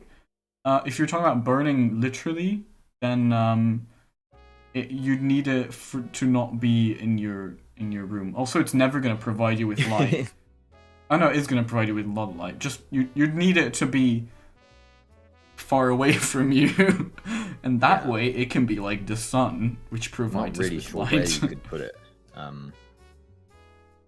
Like maybe I don't know how sunscreen works. If you could somehow levitate it in a vacuum, surrounded by, well, something that also has a lead layer, but some kind of massive heat-resistant material that would mean that the lead wouldn't just melt. Yeah. So yeah. Which currently doesn't exist. wouldn't give you any light if you did that either. But... Also, yeah, there's no way to... Yeah, that's a good point. Expose it to it. Yeah, just get a black hole and the light will die. That's fair. What if we use a black hole to divert most of the light and then we only get some of the light? Is that an option? Well, somehow keeping the star from going into the black hole. Yeah. Yeah, that'd work. It'd be very ineffective. Very inefficient, I should say. Oh, and yeah, also of course. Nigh impossible. But yeah, it would work. But so that's how you do it. You'd get a black hole to stop it from to catch the light. Yeah, use the black hole as a lens, basically. Another way of us dying, but yes, you could have the tiny black hole next to the tiny star, and between the two, You might. You wouldn't between the two. Unfortunately, they're you going wouldn't to live near long. instant. Yeah, they're going to near instantly consume each other, or rather, the black hole would probably explode before. Yeah, they wouldn't even be able to get. get to each other. They'd probably both not exist very long on their own and take a lot of the Earth, if not all of it, with it. Might allowed to poke it with my finger. I don't think you'd get that close. No, you'd melt before you got that close. I need my tiny space collection to survive. Next question. Is this even possible? No. There's some sort of minimum size a star has to be in order to function. We spoke about this already. Yeah. With it being that small, I feel like it would run out of fuel rather quickly. Yeah, like I said, the fuel wouldn't even be doing anything. It would, yeah, you wouldn't even be able to light it, basically. No. It's not lighting it, but close enough. Well, you could light it with a match, but you wouldn't be getting a star of it. You'd just be setting some you'd just be on fire. burning some hydrogen, which it will explode, so that will be pog. Because hydrogen, makes a nice explosion. Yeah. Yeah, like, the it same would way be a that tiny star for a second, No. and then stop. It wouldn't. It wouldn't. No. Because there's no fusion. It would just be a ball of fire. Yeah. Which is kind of, not really, but kind of close enough. Whatever. So is it possible? No. Once this star does start to die, what should I expect? How big would it grow when turning into a red giant, considering it's starting from 5 inches in diameter? Well, it would just never get to that stage, right? No, but if we consider what a really small star would do, like, say we've got the smallest star that is possible, those will go. Do they? I'm trying to remember if they go into red giant. I feel like no, they don't. I feel like really small stars they don't have the pressure required to fuse the heavier elements that would cause the red giant to form. So instead, you would just have them fizzle out. Yeah, they would just stop over time and become a white dwarf. A white dwarf is effectively a dead star, the remnants of a star. That it's called a white dwarf because they're still glowing, because they're like that. And as they gradually lose temperature, they become a black dwarf. So yes, hot things do emit, as we just said earlier. Hot things produce light. It doesn't have to be a star to do so, but yeah, over time it would just be that. That's not too different from what will happen to our star. Our star will red giant, and what will be left as a white dwarf will just be the bits that didn't float away in the red giant phase. Because what it does as a red giant is going to expand a lot, and then it's going to like shed its outer layer, right? And then it's going to be just a tiny white dwarf. Is that true? Yeah. So red giant happens when it starts to fuse together heavier elements because it's running out of hydrogen. Or rather, I mean, that will happen anyway, but when that becomes the dominant method of fusion, for the heavier elements start fusing. So, for instance... Yeah, it's not like it's deciding like, oh shit, we're out of hydrogen, quick, give me something else. It's so already doing that, but it's just... so at the moment, hydrogen is being fused into helium. Yeah, it's mainly hydrogen. And that continues to happen. Helium will then be fused into carbon, I think. Carbon fused into oxygen, I think. And then oxygen into something, trying to think whatever number 16 is in the table. Is and oxygen eventually you not end 16? up with iron. No, oxygen is total mass 16. So, okay, whatever. Oh, then you're right. The other numbers. So, oxygen is 816. Yeah, you're right. So, whatever. Well, I don't know if you're right, but that could be right. No, I was wrong with carbon. Carbon's not 4, that's for sure. Yeah, carbon's right next to oxygen. Yeah. 4 is... Carbon's 6 and oxygen's 8. Well, there's some kind of progression, and it ends at iron. When to get to iron, it stops because when you fuse iron, it actually takes energy in, so it's inefficient to fuse it, so it doesn't. The rest of them release energy when they fuse, which is why, well, you're fusing hydrogen, you're releasing energy. Boom. Star. Boom. Star. Yeah. Star. So what happens is when it becomes a red giant is because the gravitational forces keeping the star together are no longer strong enough to stop the outer layers from drifting away because it's no longer fusing and getting enough energy. So that doesn't sound right. That sounds like the opposite. Hang on, what am I talking about? Red giant. I think it's the opposite. I think that you're fusing now so much that the energy you're producing from that has overcome the gravitational attraction of the star. And as a result, the outer layers get pushed out from the pressure and they go out and out and out, and you get the red giant phase. Eventually, that stops once you hit iron because the fusion process has stopped. And so bits of it will come back together and, you'll end up with a white dwarf at the center because nothing spectacular happens. How big can they get? Oh, sorry, what? How big a red dwarf will get is purely dependent on what fuel it has left. It's pretty dependent on how much fuel it's got left, right? Yeah, presumably that's a red giant type question rather than a red dwarf question. So yeah, so it's not. Yeah, it's more about how much rather than what type, because at that point, because it's all being fused together, effectively, what hydrogen you had at the start has been made into helium. What helium you had at the start has been made into, wait for whatever that is. Whatever. It's not carbon. That's for sure. I think it might be neon. That has been fused into which I think's oxygen. Periodic table. So yeah, you're gonna end up with what? You start with hydrogen. It's gonna become helium. Then it's gonna be beryllium. Yeah, beryllium. And then it's gonna be oxygen. Okay, and then it's gonna be 16. Silicon. 32 is presumably iron. 32 is 26 is iron. Yeah. Good. Yeah, iron's 26. Are you sure it's just doubling every time? It doesn't always double. No, you can fuse anything together. But iron fusing with anything is an energy reduction. So anything. But also, above... it's just like it's probably iron up, right? So anything from iron up. So yeah, you probably just maybe it's not specifically iron, but maybe you're just remembering iron because that's the limit. But it's like anything higher. But anything higher than silicon is gonna be. I mean, of course, that's not silicon. That's sulfur. I'm an idiot.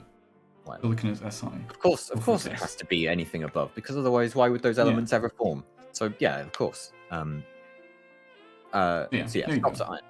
But yeah, anyway, I think we've spoken about that now. There you go. Question. I want to move it to a different flat or something. How do I take this with me? Can I take this with me? Because I sure as hell can't pick it up, I can't put it in a box. Can I use electromagnets or something? Does a star have a magnetic field? There's like 50 questions in here. First of all, it's gonna die before you can take it with you. But let's ignore that. Take this question as, how do you move a star? What ways could you move a star? Gravity is one. So having something that is very, very strong, very dense, and has a very strong pull. Yeah, you could also do it by using mirrors. If you put mirrors on one side of the star, because the energy from photons hitting it can cause it to move. So if you attach, is it? No, I think move itself? That doesn't make sense. I think what you do is if you put mirrors on one side of the star and keep it at that distance by using a thruster of some kind, what you can do is the light will hit the mirrors from the sun, then hit the star again, and that force will gradually cause the star to move in the direction opposite to the mirror because it's being hit by these photons. There are. Wouldn't that be like putting a fan on a boat and then trying to fan with the boat your sail? Well, the external energy is coming because you have to propel the mirror. You have to keep the mirror at that distance. It's just the most efficient way, I think, of moving the star. I see. You're effectively you're adding energy because you're moving. Yeah, okay. Yeah. You're adding... Oh yeah, and the mirror is also not attached to the star. It's just being there. Okay, yeah, that makes sense. Yeah. Okay. Yeah, because if you attached it to the star, it wouldn't move. But yeah, you could make that work like that. That too. The star does have a magnetic field. So just like any other spinning thing that has a core that has free Anything with charge in it. Yeah. moving, given that It's anything with basically what is a magnetic field? It is caused by moving charge, right? Yeah. If you have any moving charge, which could be positive, negative, anything, it will create a magnetic field because they're connected, right? So if you have flowing electricity, you have a magnetic field. Inside the Earth's core, there's a lot of fucking swirling electricity, which is causing, because of the spinning of the Earth and all that shit, there's a magnetic field. The same goes with the sun, with a star, right? I'm assuming they've also just got like a. Yeah, I mean, a star is made a lot of plasma, which is effectively. Just like free electrons. Yeah, it's effectively a soup of charged particles moving around each other. Yeah, difficult to explain plasma because it's the fourth state of matter, and people don't really have a reference for that. So there you go, a soup of charged. The thing is, there's many states of matter. Like, I don't know, states of matter. Like you always learn, like, oh, you've got solid, liquid, and gas, but there's like things between things. It's I don't know. No, solid, liquid, gas, plasma. That'll do. Those are the like important part. Yeah. But like crystals and shit are solid. Yeah, but there's not always. That's the point. Anyway, plasma. Yeah, plasma is just a lot of. It's like plasma. What is plasma? Like lightning is plasma. The sun is plasma. Sort of. Things like that. Yeah. It's like, charged soup, basically. Basically a lot of just electrons flying around randomly. Yeah. Well, probably not randomly, but whatever. Yeah, there you go. Can you move it with electromagnets? Probably, because it's got a magnetic field. Yeah, I think so. Probably, but you need a lot of you need very big electromagnets to move. Yeah, depending on the like I said. Well, yeah, if we're assuming the mass of it is that of a tiny star, you'd need a lot of electricity and very strong electromagnets to move it. There you go. Yep. Question 5. Question 5. How much energy would this create if we made it into a tiny little cute Dyson sphere? Judging by the luminosity, which is how you'd have to judge it by, a lot, but not for very long, because it won't be a star for very long. Yeah, like, even the smallest star with the Dyson sphere is more power than is imaginable. Like, it's entirely incomprehensible. Even the smallest star would be, yeah, it's beyond reason. This is a lot of power. Yeah, like as we said, like what was it? It was in terms of watts. I had times 10 to the 28. You can't get a reference for times 10 to the 28 because a billion is 9, and then you've got 17 more zeros on the end. Yeah. So one, sure, like, it's a number with 28 zeros. It's like basically 1 and then 28 zeros, and probably even more. Yeah. That's a lot. Okay, we usually work in like hundreds, millions, billions, maybe thousands. I'm sure people have seen like the comparison between a million and a billion, like how many seconds difference that is. But like, but it's madness. Like a million. If you seconds. visualize it, 1 million compared to like 1,000 compared to 100 compared to 1, it's like because you know that like 1 actual billion. Fuck American and their weird speaking shit. I don't know. Like if you have like 1 person and then 100, right? You know, you can see the difference. You know, like people can tangibly imagine that, right? So then 1,000 is 10 times 100, and then you've got 1 million is 100 times 100. That's not true. It's how much is? Where's a million? It's I don't know. I'm bad at 6. Yeah, so it's 1,000 times 1,000. That makes sense. Yes. Yeah. Yeah. So it's 1,000 times 1,000 next to each other, and that's only 1 million. And then this is 28 times 1. No, that's not true. It's 28 how do I? It's like you 28 times you take 10 of it, right? So you have 1, you take 10 of 1, and then you take 10 of 10, and then you take 10. So 10 of 10, you get 100, and then you take 10 of that, and you get 1,000. And you get 10 of that, you get 10,000, right? You get 10,000s, and then a 10 again, and you do that 28 times, and then you'd have about the amount of Yeah. which I've is just a done fucking some lot. strange scale stuff. So you know how it is.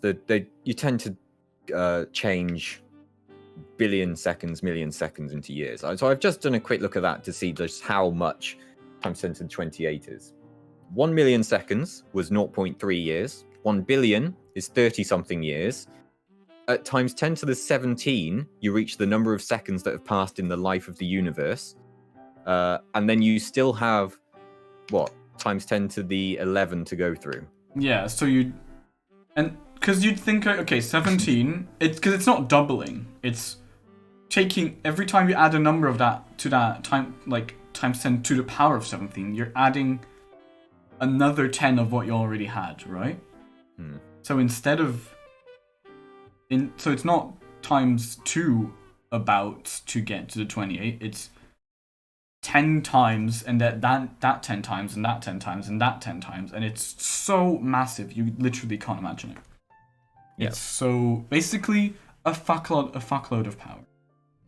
That's the short answer. So yeah, there you go. That's what would happen if you had a tiny star. Yeah, but not Next that. question. Let's go. Yeah, but not because that's impossible. Right. Whatever. I've scaled it weird, but this is also chef. Bonus scenario. I'm making a pizza, doing the spinny dough move. I don't realize my own strength and I accidentally fling it into the air at 90% the speed of light. What would happen? Would the outcome be any different if it was a dough ball instead of a big disc? What if it were a more solid object? Could I cook my pizza by throwing it? So, what would happen by spinning it at 90% the speed of light? Oh, sorry. Not by spinning it, by throwing it up at the 90% the speed of light. Oh, right. So, yeah, the rotation. Yeah, it's just moving it up. Okay. Yeah, yes. sorry. Yeah, so this is your dough ball. It's red. I presume we have to presume that, yeah, so you're making it on Earth and throw it at the speed of light. If you throw it at 90% the speed of a light, I imagine it would pretty immediately combust, break apart, due to the friction from air resistance. And so to do that, right, it would fly out. We'd have to look at the forces, right? So how strong are the forces that are in this, and then how much energy are we getting that? So the thing is, this speed of light, we need to look at this. Okay, so this is the classic. Everyone knows this. F is m times a, right? Mm-hmm. Okay, this is the classic, which means the force. So how hard you need to push it is the mass of our pizza dough, which is negligible at this point, right? And then the speed at which you're pushing it. The speed of light. What's the speed of light? The speed. Sorry, this is the acceleration, not the speed. In meters per second. What is it? Is it 3 times 10 to the 8? Yeah. So imagine if we're accelerating it for 1 second, and we want to get it from because it's static, right? And we move it to 90% of the speed of light, right?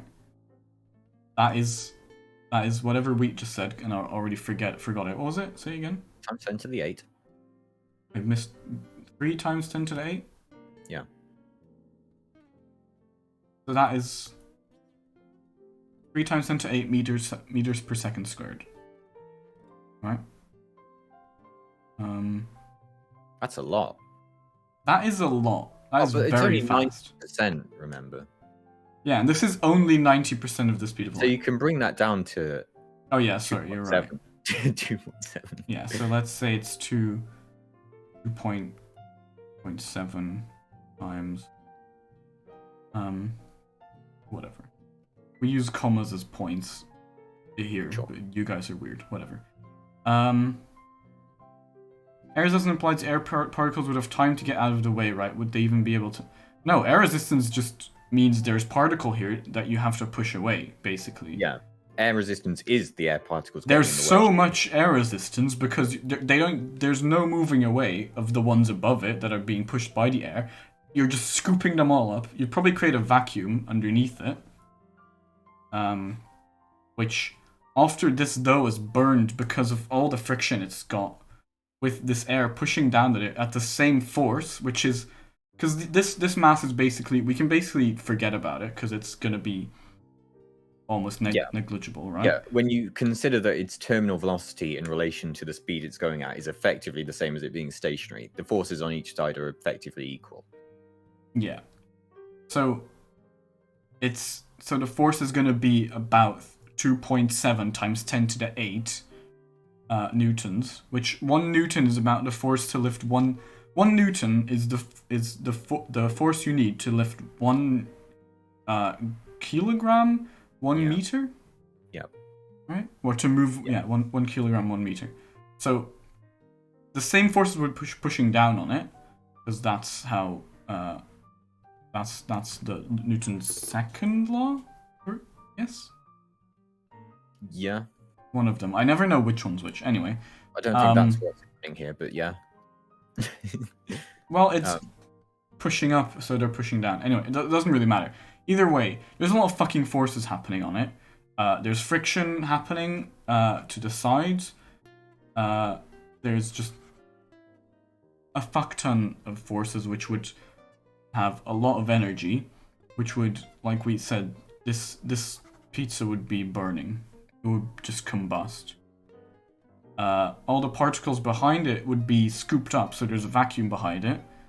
A vacuum doesn't like to exist in a gas, so all the particles around it will scoop in afterwards to like go down. So that's you're gonna have like a clap sonic of all boom. the air. So yeah, you'd have a sonic boom, which would create a shock wave. A much louder sonic boom than a sonic boom. Yeah. Because If that's you just from the imagine like sound.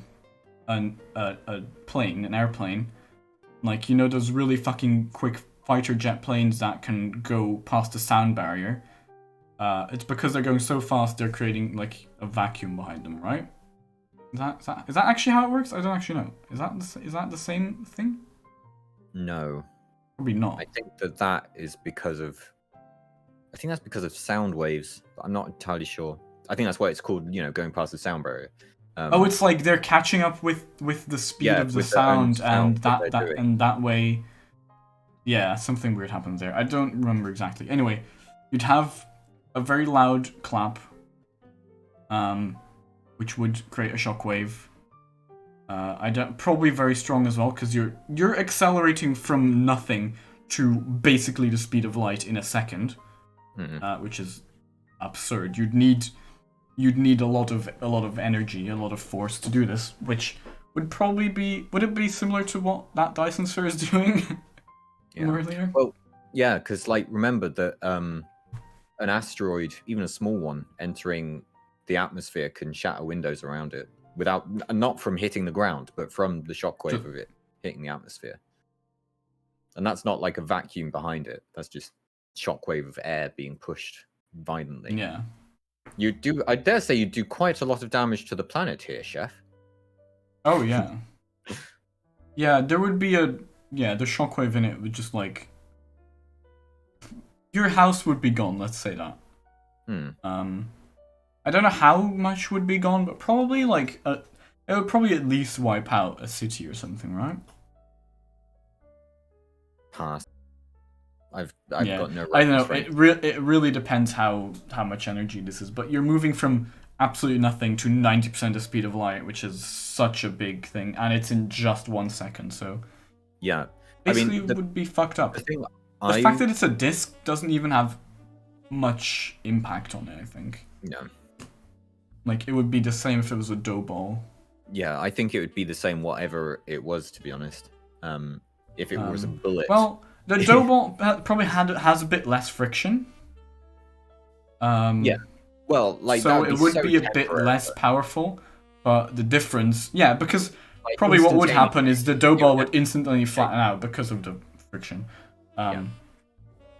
So in the end, it would all end up as a big dough ball. It doesn't really matter, even if you had like a more solid object. The sheer force you're pushing into this thing is so strong. This would just flatten basically. It would end everything. up as a long, thin, burning streak of pizza dough. Interestingly, that long streak of burning pizza dough would leave Earth. It's just it's just not leaving it as pizza dough anymore. It's ash. I don't know what the escape velocity of Earth is, but it's certainly less than 90% the speed of light. It definitely is, yeah. That's a good point, Chef. Yeah, they'd collide so quickly that they would probably fuse. They'd start fusion reactions. Like the air particles would start fusion reactions with each other just by being pushed into each other. And with the pizza dough, probably. I doubt it. Would they not? No. Because you're pushing so much force into it. There's so much energy there. Yeah, but even That's how how does a fusion reaction start? By being two particles moving, like just crashing into each other, basically, right? Immense pressure. Yeah, okay, immense pressure is a way to get them to move quickly. Yes, I'm just not sure this is enough. Because you're moving at 90% the speed of light. Yes, but air isn't that dense. Like, in a star, you've got particles crushed together. Yeah, okay, but even then, you'd still... There are air particles hitting the pizza dough. So yeah. Wouldn't the air particles hitting the pizza fuse with the pizza? I don't think so. No, I don't think so. Why not? Because I don't think there's enough around it to keep them there in such a way that they would fuse. Like, consider the gaps within even the solid objects as well. Most of it is just empty space. You've got such little chance of anything substantial happening there. Like, the particles aren't hitting directly on each other. Yes, you're going to compress the air behind it a lot, but I still don't think you've got them packed tightly enough and densely enough to get what you need for fusion. Okay. Would it be any fission, though? No, definitely not. Why not? Because that's splitting of things. And so what you're going to split by hitting things into other things. Good point. Listen, just... No, that's a good question. But, asking questions. But yeah, no fission there. And I don't think fusion, but I don't know. I'm not a nuclear... I don't know about nuclear physics. I just don't think it's enough. I feel like you'd need something else. Like, if you had... No, I don't think it's enough. There you go. Yeah. The astro scientist says there's not enough for things to fuse.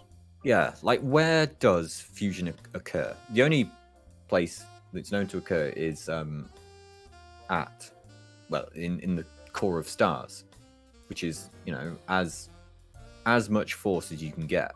But I'm trying to think what else you get, because what's an example? What's an example of things hitting things at a very... Well, we would do it by, I think, artificially creating that kind of pressure. I don't know. Well, we haven't done it. Or we have. No, we have. We do have fusion. Yeah, that's how nuclear reaction works. How did we do it? That's a good question. Fusion reactor. Is it just by pressure? Fusion occurs in a plasma confined at sufficient temperature and pressure for a sufficient time. Okay, so like the core of a star. The combination of these constraints, blah, blah, blah. Higher values for one, yes, because pressure and temperature can be related when it comes to this. Most common fuel is hydrogen in stars. Gravity provides long confinement times and pressure required. I think the thing it's saying about long confinement times is what I'm thinking of. I feel like with the pizza dough going up, it would be too easy for it to just go away. It's not confined. As in the particles could just go past each other. Bearing in mind, especially that pizza dough isn't exactly, the particles would make holes in it. But say, for instance, you had something that was, I don't know, say it was a solid ball and you threw it up. What would happen is that the air would just slide off of it, even though you're hitting the particles together. They're not being compressed. Yeah, the actual particles are not hitting each other before the forces are pushing them away. Yeah, when you consider then the temperature and the pressure, you have neither of those. You just have an impact. Yes, there's temperature being given, but that's going to be diffused over the air so quickly that it's effectively only going to burn the pizza dough or the object being thrown. So where is our current fusion reactions? What do we need? What do we need? Because I think, fusion isn't... What we normally do is fission, right? Yeah. Yeah. Yeah, we normally do fission, which is where when you split atoms, they release energy. I believe it's the opposite of fusion, in that if you fission, you can fission things heavier than iron. Or Probably. iron. Yeah, that makes sense. And they release energy, and it takes energy then to fuse them together. Yeah, well, it makes sense that the opposite process would have the opposite energy gain or loss. So if it has an energy gain at some point, and it would flip at the same point. That would make sense. Yeah. Yeah. Fission reactors. That's why we use very heavy materials like uranium, because uranium is very heavy, very dense. Yeah. And there's more energy there to gain if we fission it, which is splitting the core up. Yeah, fusion. Sorry, I'm still trying to find out how they do it. They're telling me about common tools. Interestingly, what's this? Is this hypothetical? Because I think fusion is something like it's not actually used yet for like actual reactions, but actual fusion reactors to actually have energy. But I think they're working on it, because right now it's not. I remember this.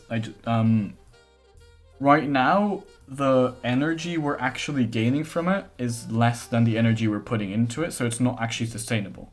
It's not actually useful, if I remember correctly. Yeah. But we are able to do it. But we just don't have the...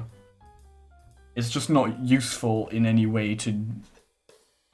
it's not useful as energy production for us yet. But it would be better than, fissioning larger things, because... Well, first of all, the things we usually use uranium, which the way we do it leaves nuclear waste, which is terrible and will be radioactive for literally millennia. What can be described as effectively ever? But no. Well, ever. On the scale of the universe, it's probably not as long, but on the scale of human life, practically forever. Which is a big problem. At some point it becomes less radioactive, that it's we can live with it, I think, but it's still... Well, I think that's what the time frame given is referring to, because it will never be entirely unreactive. In the same way that you and I will never be entirely unreactive. Half-Life. Not the game, great the actual game. thing. Yeah, I've been looking at so the reason I paused was because I was reading about potential fusion options, and one of them was about anti-proton annihilation to generate the heat. Apparently was investigated at Pennsylvania State University. Don't know what they came out with it from though. They investigated it, and they have absolutely nothing to say about it. Radio waves to make the plasma oscillate and create heat, i.e., microwave oven. So, Microwave oven. which links to the Wikipedia page about the microwave, the household appliance. Nice. But yeah, you need to find a way to generate both the power and the pressure. I mean, the heat and the pressure. Good luck. Yeah. Guy references. I wish this guy referenced what equations he used to come to his fusion outcome. Yeah, I don't know. I don't know enough about fusion to really know, but I'm trusting Wheat on this one. Yeah, I'm no expert on this either. I just don't see it filling the necessary criteria. Yeah. Because right, shall we move on though? Because we've still got a lot of questions. Yeah. Let's move on. But yeah, it probably wouldn't do fusion, but then again, the show's called Uncertainly Accurate, so who fucking knows? Yeah. Let's leave it at that. There's some more interesting questions. First of all, how do babies be made? Ask your mum. Yeah, we'll tell you when you're older. Well, it is interesting, to be fair, because there are different ways of reproduction, right? You've got two kinds of reproduction. You've got I don't know the words, but basically you've got like the way we do it, which is external eggs, internal eggs. Yeah, asexual and sexual is it. So you've got asexual reproduction, which is basically it's mitosis. Is that what it's called? Think about this. I think that's what it's called. Mitosis, yeah, it's where a single cell divides into two identical daughter cells. Which everyone's seen, like the things of a cell like becoming larger and then like splitting off, right? That's basically what happens. The DNA material, genetic material, basically copies itself by copying all the base pairs inside of it, which is something way too much information. It's not really important. So it copies itself, and then they like it's really interesting how it does, because we've got 23 pairs of chromosomes. Pass. 21, somewhere around there. I don't remember. I don't know. Is that right? Am I wrong? How many chromosomes? Yeah, 23 pairs. There we go. I was correct. So you've got 23 pairs of chromosomes, which is in those 23 pairs of chromosomes, you've got all the data, right? And usually they're like in a big bundle. And then during mitosis, hence 23andMe, exactly. Maybe. Is that? Probably. That is actually, I don't know. I said it as a joke, and I was like, that's actually probably the reason. So that's probably why, yeah. I don't know, maybe. But yeah, during mitosis at a certain point, it will copy itself, and then you'll have two pairs of, like, you'll have two of every chromosome, because, well, you already have two of almost every chromosome, except, the 23rd chromosome, which is X and Y, or just X and X, depending on your, well, like, that will depend, that will basically decide your sex at birth. Where to get it from? Yeah, that probably makes sense. So we'll copy it, whatever, and then they will all like kind of move out of each other and like line up. And in that stage, if we take a picture of it, that's how we know what they'll look like, which is really interesting. And then they'll like group up again, and then they'll go into like two little balls, and it split up, and that's mitosis. So that's asexual reproduction. And then you've got sexual reproduction, which is specifically gametes. whatever, however you pronounce that in English, which are egg cells and sperm cells, that basically like they each have one half of the DNA, right? And they fuse together. Chafki's like, you're doing great. They fuse together, and together they have enough genetic material to produce on. And then usually there's like a bunch of different stages, because that happens like basically at the ovaries, like somewhere around there. Well, no, it's actually probably like halfway around, like on, because the egg cell will do like a jump basically when they're like every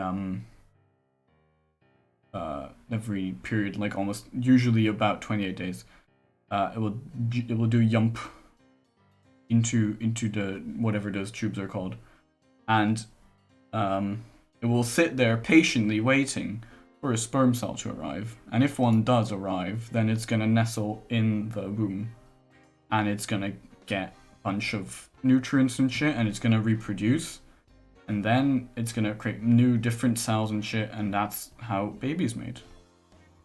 There you go. Ta-da! That is how that is how do babies be made.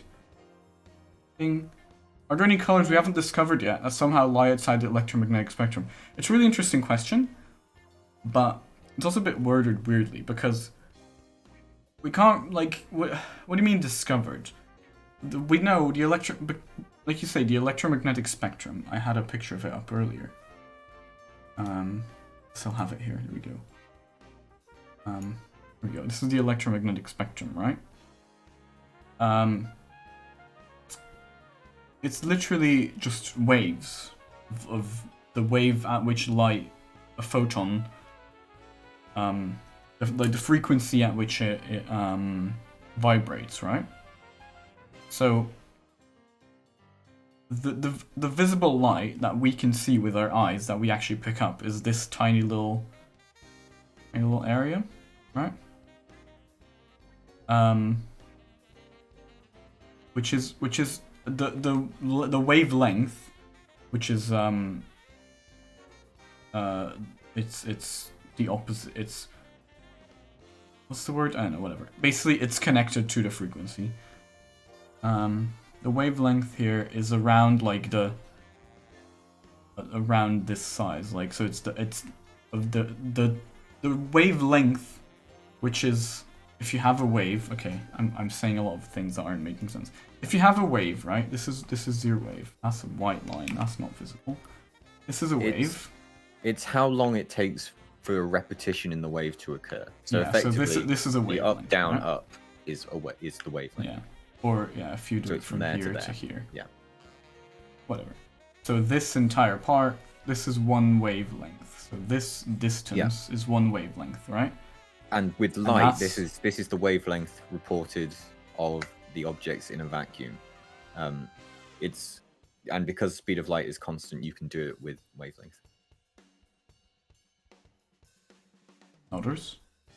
So the colors we can see are in like this little frequency, which is like, they have wavelengths of like 10 to the, what's like, it's nanometers, right? Because it's like 200 nanometers. Yeah, what's that? Right? Times 10 to Like, 9 for visible. Sorry. What's visible? Times 10 to the 9. Minus 9, I should say. It says -6 here. Nano? Well, 0.5 minus, yeah, because it's 200 nanometers, so that would make sense. Yeah, well, it's like 500 and something is what's red? What's the wavelength of red? Like, About 500 something. I'm just not sure. You might be right. I'm pretty sure it's nanometers. Yeah, I was just. Oh, sorry. Red is about 700 nanometers. Okay, it's so yeah, nanometers times 10 to the minus 9th, yeah. but 700 sure is minus 6. nano or micro. Okay. Yeah, but it's nano. There you go. So a dark red is about 7 700 nanometers or 7,000 angstrom, which is about the size of atoms. So it's like 700 atoms, which is like you see it's like protozoans, which is it's like bacteria and shit, right? So that's the size of the wavelength of light. And that's the one that we can see, but there's all kinds of rays, right? You go into the shorter wavelengths and the higher frequencies. You've got ultraviolet, you've got X-ray, you've got gamma rays. So these are all colors in a way, right? All of these rays are also colors, but they're just like we can't see them. So there's not really something we haven't discovered. In a way, it's more like we just can't see them. And is there anything we haven't? Are there any wavelengths we haven't discovered? Like this is just. I mean, it's not really a thing. It's not really a thing because you can go from this side to this side, and anything beyond this side is just called radio waves, and anything beyond this is called gamma rays. Yeah, in order to get new, effectively entries on that list, what you would need to do is find a band, so-called, of waves which exhibit properties different to any of the ones on that list. Whether that be something longer than a radio wave that acts differently to a radio wave. I'm not sure how, because radio waves are at how the they size are, of because radio they waves. They're effectively the don't size do of anything. Buildings. Yeah. Yeah, radio waves are there because they're very low energy and therefore don't really react with anything, or rather don't really affect anything that they hit, which is why we use them so much on Earth, because they can travel a very long way and be detectable, even traveling directly through the lower Earth, the lower they go, they're not going to be affected. The lower the frequency, the larger the wavelength, the easier it can penetrate materials as well, right? Yeah, And low go, energy. and go through the entire Earth and shit like that. Yeah. So unless you found something that was like even less even less impactful than a radio wave, which I don't think you could, because it would just be called a radio wave again. Or alternatively, and probably more likely, would be more if you had impactful than a gamma ray. Yeah, something more intense than a gamma ray. And it would have to be substantially more intense than a gamma ray, because gamma rays are as they are because they are intense. Most intense. Yeah. When we say intense in terms of light, we mean that they carry enough energy to effectively disrupt atoms and molecules. So they would knock electrons off or something like that, which can ionize them, creating charge and possibly altering the properties of that atom. Like if they hit your DNA and they ionize something in there, that's why you don't get hit. That's by why it. you don't want. That's Don't why you get don't want any sunburn. radiation on your body. Well, yeah, just in your body. Yeah. But the thing is, if you don't want it to pass on to your children and shit, that's why you don't want it on your reproductive DNA. So yeah. To answer that question, any colors that we haven't discovered that lie outside the electromagnetic spectrum, no, because the spectrum is just wavelength, which doesn't have a beginning or an end. Maybe in the sense of you could get something that doesn't fit any of the properties that are listed so far, but I don't think that's likely. What you would birth-wise is more people with it's not X-Men. They would be mutants, but their mutations would be probably chronic diseases and things that aren't like disabilities that you'd rather probably not have. Yeah. And colorblind? No, probably not colorblindness, because that's more like a gene than a... Well, I guess, but it'd be interesting. Well, yeah, I guess, because it's colorblindness means one of the color receptors is wrong or something like that. So you could probably, if you very specifically like hit the specific gene for color blindness, like for color vision, and you hit one of them, if you would microwave your balls, they would probably turn into plasma. Interestingly enough, if you did it for long which enough. is about, well, no, not even long enough. That's because it's just like basically if you ever put grapes in a microwave, don't do this. Genuinely, do not do this because it's gonna break your microwave. But if you things that are orb shaped, usually also hey catfish, have a good lurk. Things that are orb shaped, like your testicles, basically, like specifically grapes work very well. It works if there's. I think it's specifically two next to each other as well. I thought you were going to say specifically your testicles. Specifically yours wise, yeah. I've seen them. I know their shape. No, but basically, with grapes, if you cut a grape in half and you put them next to each other, that's the strongest effect. If there's two orb-like shapes next to each other, basically, the waves that your microwave shoots into them will bounce around basically so much that it will heat them up and it will ionize the material inside of the grape or inside of your testicles, and it would basically form plasma and then start a tiny thunderstorm inside of your microwave. Which is not something you usually want. No. But there you go. There you go. Do not, under any circumstance, put grapes in a microwave unless you're ready to throw away the microwave and are being very safe, and like putting them in a glass container in your microwave and shit like that, and like being very careful. There you go. That's also the same reason you shouldn't put things like metal objects usually and like reflective objects in a microwave, because those reflections will bounce around the microwaves too much and also ionize the air and also create a mini thunderstorm. There you go. So don't you fucking do that. I will literally, it's not good. There you go. You have anything else to add? No. Good. Good.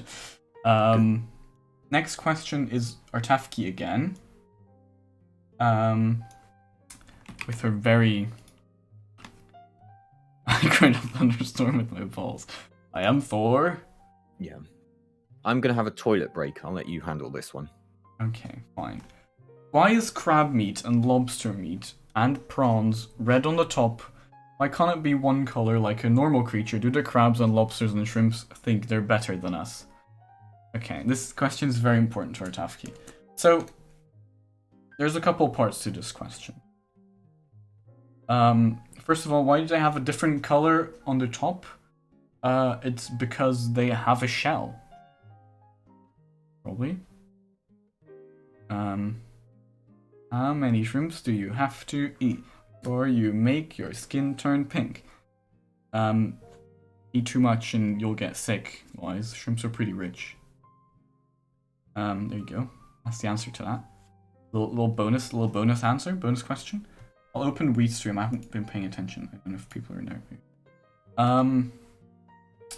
So why, if you think about it, I think the reason lobster meat and stuff has like a red on top is because we don't remove all of the skin layer. It's just a different skin layer, which we do remove on other animals. But it's because lobsters and stuff, they don't have like fatty tissue that we don't want to eat or like remove. But if you would have like other animals, if you like, for example, if you have beef, you'd have like we eat the muscle, right? Because that's the part that is like, I don't know, that's the part we eat for some reason. So there's like muscle, and then there's like a fatty layer, and then there's the skin. We usually remove both that and the fatty layer, so we only have like the muscle when you're eating the other meat. Whereas with lobsters and like smaller things, we don't really remove that, and they don't really have that big of a, like they don't really have a fatty layer, I think, either. Or like not as large as most mammals do. If you look at fish, they also have like, if you eat fish, they often also have like, sometimes they leave a part of the skin on as well. But like with fish, it's so like, there's such a small layer between the fish meat and the skin.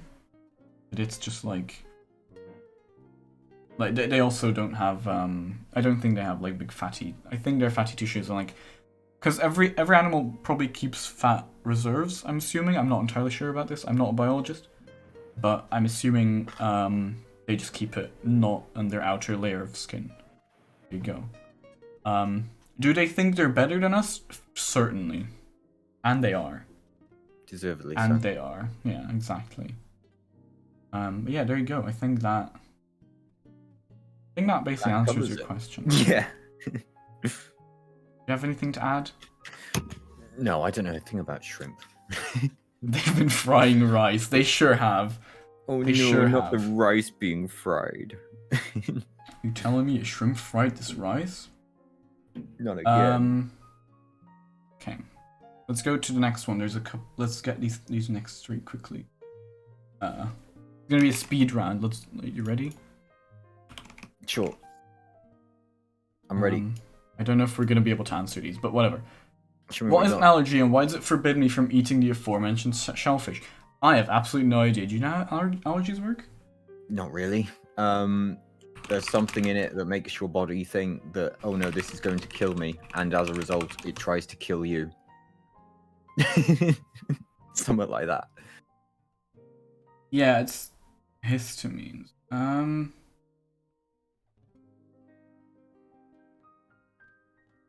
Okay, yeah, it's basically your immune system.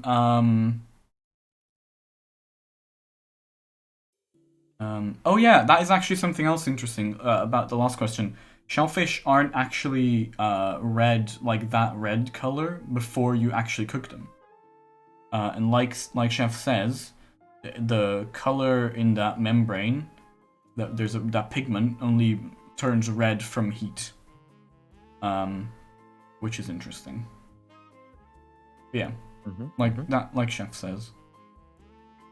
But yeah, basically, an allergy is something that, like Wheat says, your body thinks is a disease or like a foreign substance, you know, like a foreign material in your body, which you don't want in there. Except it would be like your body's reacting as if it would be reacting to any other foreign substance, except these are substances that aren't actually bad for you, but your brain is just there's just something in your brain that says that is bad with it, basically. So your brain thinks it's bad for you, and that's why you start producing antibodies for like to fight with it, and that's why you get symptoms of other sicknesses. They've been lying to us. What else have they been lying to us? What do you mean? Are you talking about us? I've not been lying. I've not lied a single time in my life. That was a lie. Is water wet? I literally saw a TikTok yesterday talking about wet water. That is actually a thing. I don't remember exactly what it was, but basically, when firefighters are like dousing like forest fires and shit, they add special things to the water to make it wet water. They literally call it wet water. Which What does that mean? is That makes it like stickier. basically it's easier to. Okay, I'm gonna look it up. Term wet water definitely sounds like a contradiction. Yeah, I mean water is wet, right? The definition of wetness is it's a liquid, right? And water Yeah, is I definitely hate wet. that question. Water is wet. Shut up. Move on. But what's this wet Yeah, water? but this, that's why it's interesting. Before yesterday, when I saw this TikTok, I would have been like, yeah, fuck it. But now I actually learned about something interesting.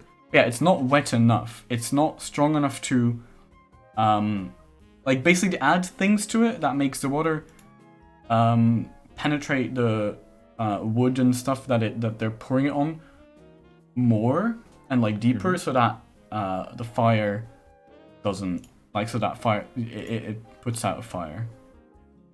You know? So, like, a small... Yeah, here we go. Water is generally incapable of penetrating into a smoldering bale of cotton, and strangely enough, such fires have been successfully conquered with kerosene due to its better penetrability. So Oh, I kerosene, which see. is very Yeah, so effectively they're lowering the viscosity of water. yeah, I think that is Okay. basically the idea. Okay.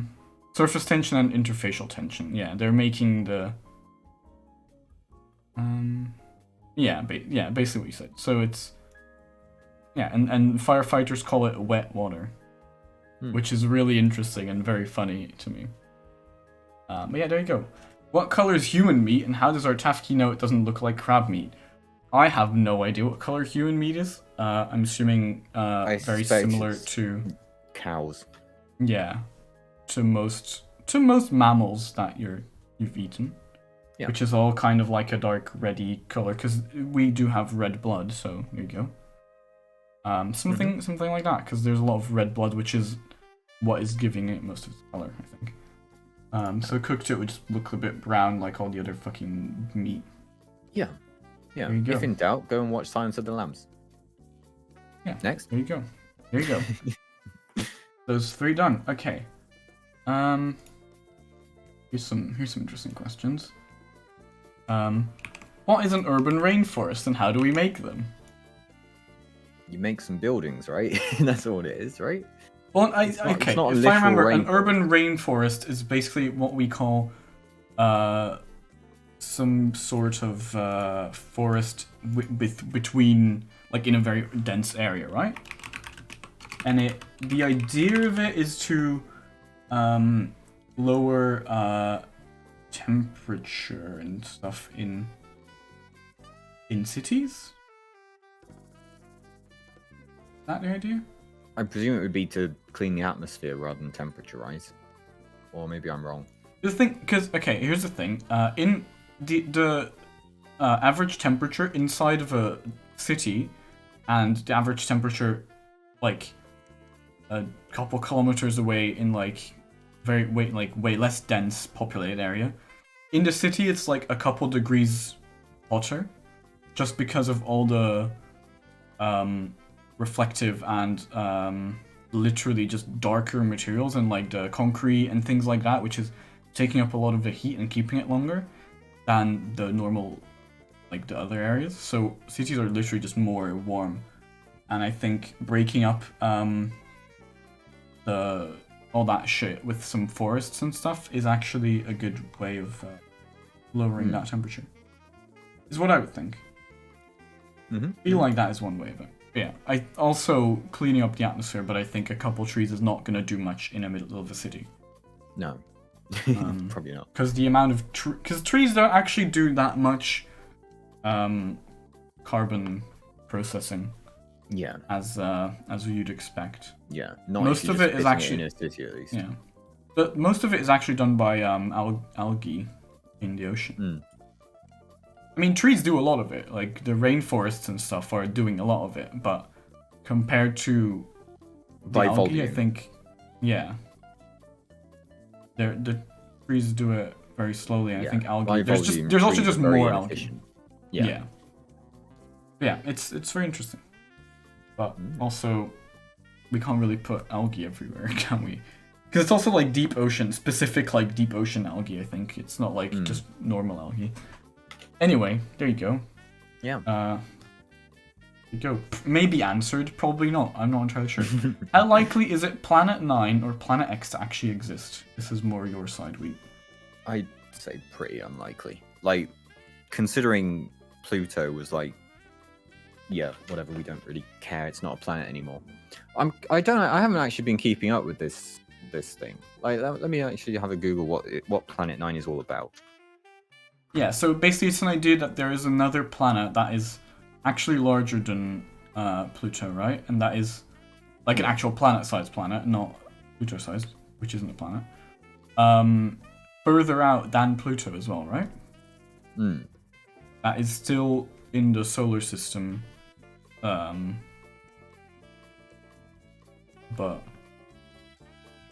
just like further away. 'Cause I feel like there's some sort of we've seen some weird yes, light. I've just read up on it. Yeah, it's not that. It's from unexpected differences in the orbits of objects orbiting the sun. There you go. Okay, that was it. That seems to suggest that there's a gravitational effect causing some changes to their orbits. Oh, that was it. It's not like we didn't see enough light, basically, to confirm that there is a Planet 9. That's the issue with this is that it's very hard to keep track of these things. What the full name being extreme trans-Neptunian objects. Because very just nice. accidentally pressed a button I didn't mean to press, but there we go. Nice. Nice. It's fine. It's fine. There's interesting things about it though. Someone's hypothesizing that it's a core of a giant planet, e.g., like Jupiter, that has been ejected. What's that? During the creation of the solar system.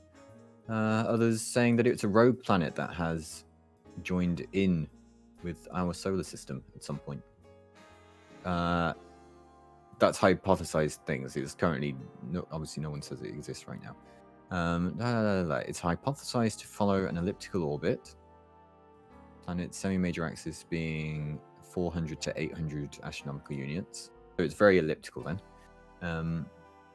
That being that at certain point, so it being an oval its around orbit it, is so, double of the at some point, double its side of some yeah. point. Yeah. So if this was the sun, oh my rises god, from the hello. mountain of doom. What? The hour was grows loud late, sound, sorry. and Gandalf the Grey Oh. rides to Hello, Raid. Isengard, Like this seeking would my be counsel. this size is double the size of this Yes, size. I'll let you draw If it would exist. It's this. Sorry, I wrote that wrong. This should be just not. Thank Alexis the Irish Pog. You related to Lucky? Are you Lucky's sibling? Am I correct in saying that? I feel like that works. Lucky's sister. There you go, Pog. You were what were you doing? You were doing art. I saw you did the Pedguin art, didn't you, the other day? Is that right? That is you, isn't it? You did the Pedguin thing. That was very cool. Did I mute myself? Whatever. Your stream also should look at Alexis. Yeah. You did it, Pog. It was I liked it. It was very cute. Very cute. Welcome, welcome in. Everyone who hasn't seen, is it she, her, or is it what pronouns do I use for you?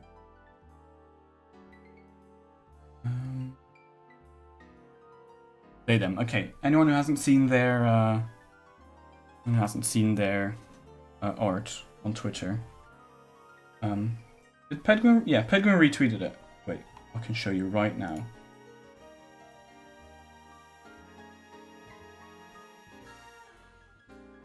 Well, not right now, but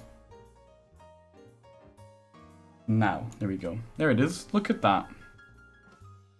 This is very cute. Yeah, I saw the Leo one as well. It's also very cute. Yeah, Oh, I think I saw that. Maybe. Yeah, look at it. Um, Isn't it very cool? I like this. This is very cool. I hope you had a good stream. Everyone, I'm gonna go. I'm gonna pop you a follow. Well. Oh. Which I didn't mean to open that there.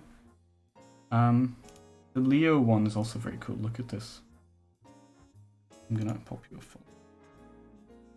I've had a good stream. Welcome in, everyone. We're talking about science. yeah. So, yeah, if you have any questions about science, stick around and maybe ask them if you have them. Or post. I mean, if, it's if up not. there. If we can't get to them today, we might get to them another time. But if you do have any questions, pop into my Discord and free to pog in there. Yeah. Okay. I've had a quick look There you through the news of Planet 9 and Planet 10. Okay. In 2005, there's an article about Planet 10 being discovered. I presume that and Pluto were both removed from the list at the same time. I seem to remember being in school while that was going on. Actually, yeah, I remember Planet 10, whatever. Anyway, that didn't ever. I don't think that ever did actually become a planet. So whatever. Planet 9.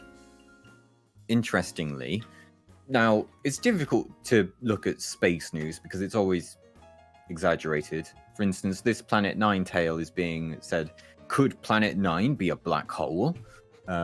Which they're saying maybe. So, like, great. Okay. Maybe. Yeah. Okay. So yeah, to be honest, my Planet 11 is Clara's ass. Nice. So What? Is that? Oh, Clara said in your chat. I see. Okay. yeah. I see. So from my point of view, multi if you want to see Wheat stream as well, Wheat's live as well. From my point of view, it's unlikely, particularly as the suggestion is that it's a massive object, i.e., it's not just some small thing going around. It's something of a fairly substantial mass. Yeah, you I would would have think- expected us to have seen it by now if it was very big. I would think something like that we would have noticed. I believe that the current searching of this is just because there has been an issue tracking these hard to track objects floating around out there. Yeah. Or perhaps they interacted with, what is that? What's going on? Or perhaps I forgot to mute myself in Discord. It's fine. Or perhaps they one of my boys. interacted with some other planet some time ago, and that's why they are in the state that they are. As cool as it would be to see a rogue planet latched onto us, I don't think it's likely. Unless it just Rogue got there. planet.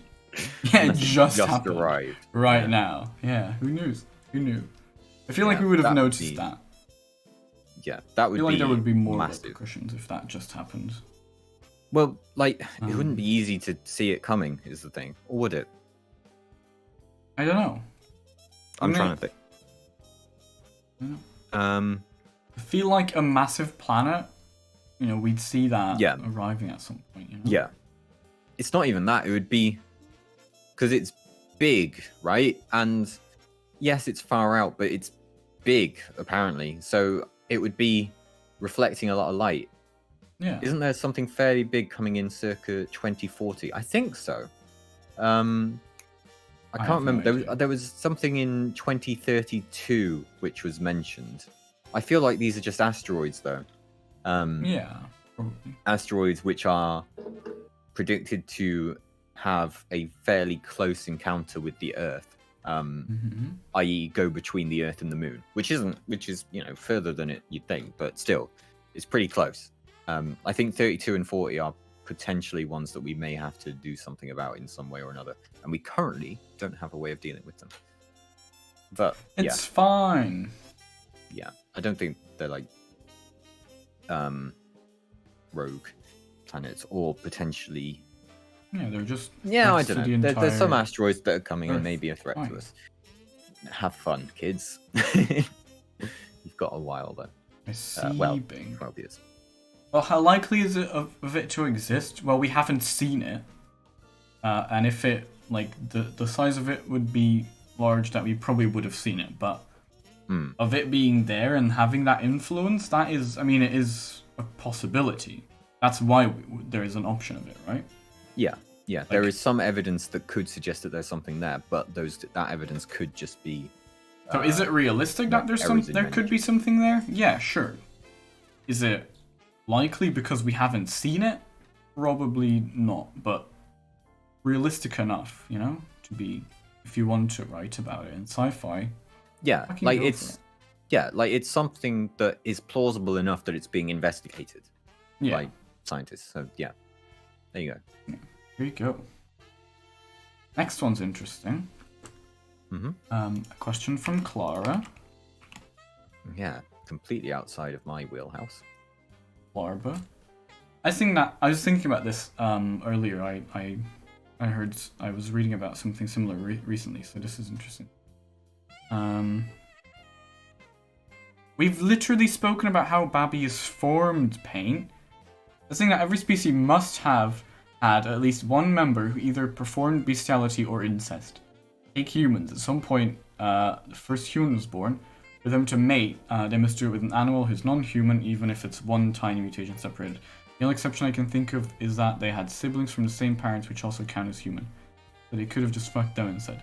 Replace human with any other species which uses 2 members to reproduce, and they all would have needed to have either a bit of bestiality or incest to survive more than 1 generation. Is it a valid theory, or do you scientists know better?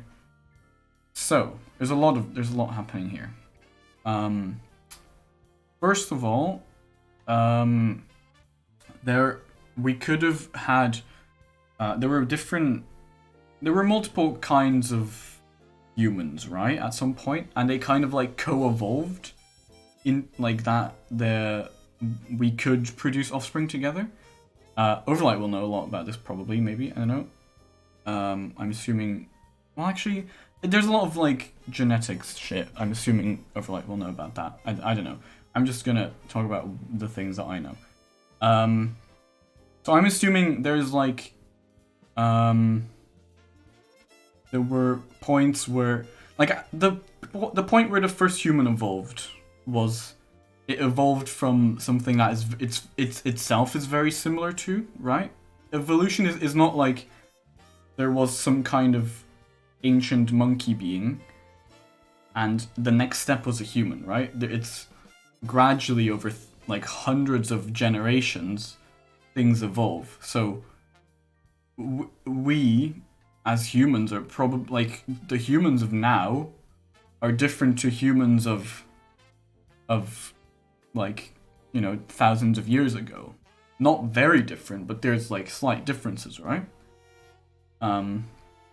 So, and we could produce some sort of we could produce offspring together. So there's not necessarily need for incest. Incest would lead to usually to bad mutations anyway. And also usually, like, sometimes to being sterile, I think. I'm not entirely sure. But yeah, it's pretty fuzzy, as Paint says. So there wouldn't really be any incest or bestiality because we're kind of like it kind of evolved together and shit. Also, I think it's the problem with incest is only like very close relatives, right? And if you go like 3 cousins over or something, the common, like, the same genetic material is already like very small, and like it's almost basically the same as with other random people. You'd have more chance to have common common DNA parts with someone else that you're not related to.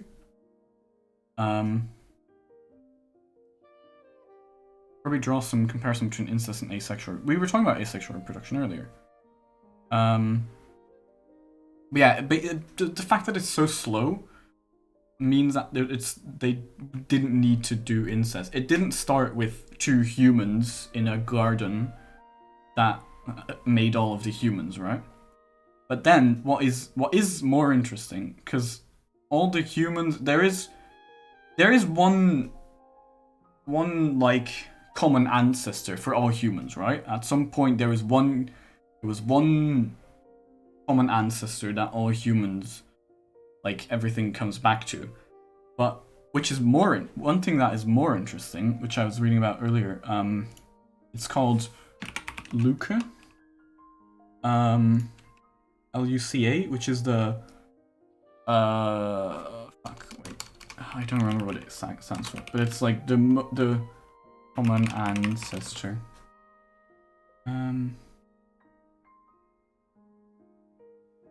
The last universal common ancestor, that's it.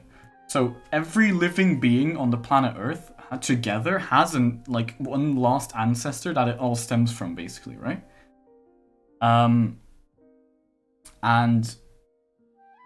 that is just so interesting to think about to me, because there's one being that it's probably some kind of like one. It's thought to be a one cellular being, like it had one cell, right? but it's so far back, and every living being on the planet, not even every human, literally every living being, every bacteria, every plant, every just everything that has like a cell core that we would look at and be like, this is a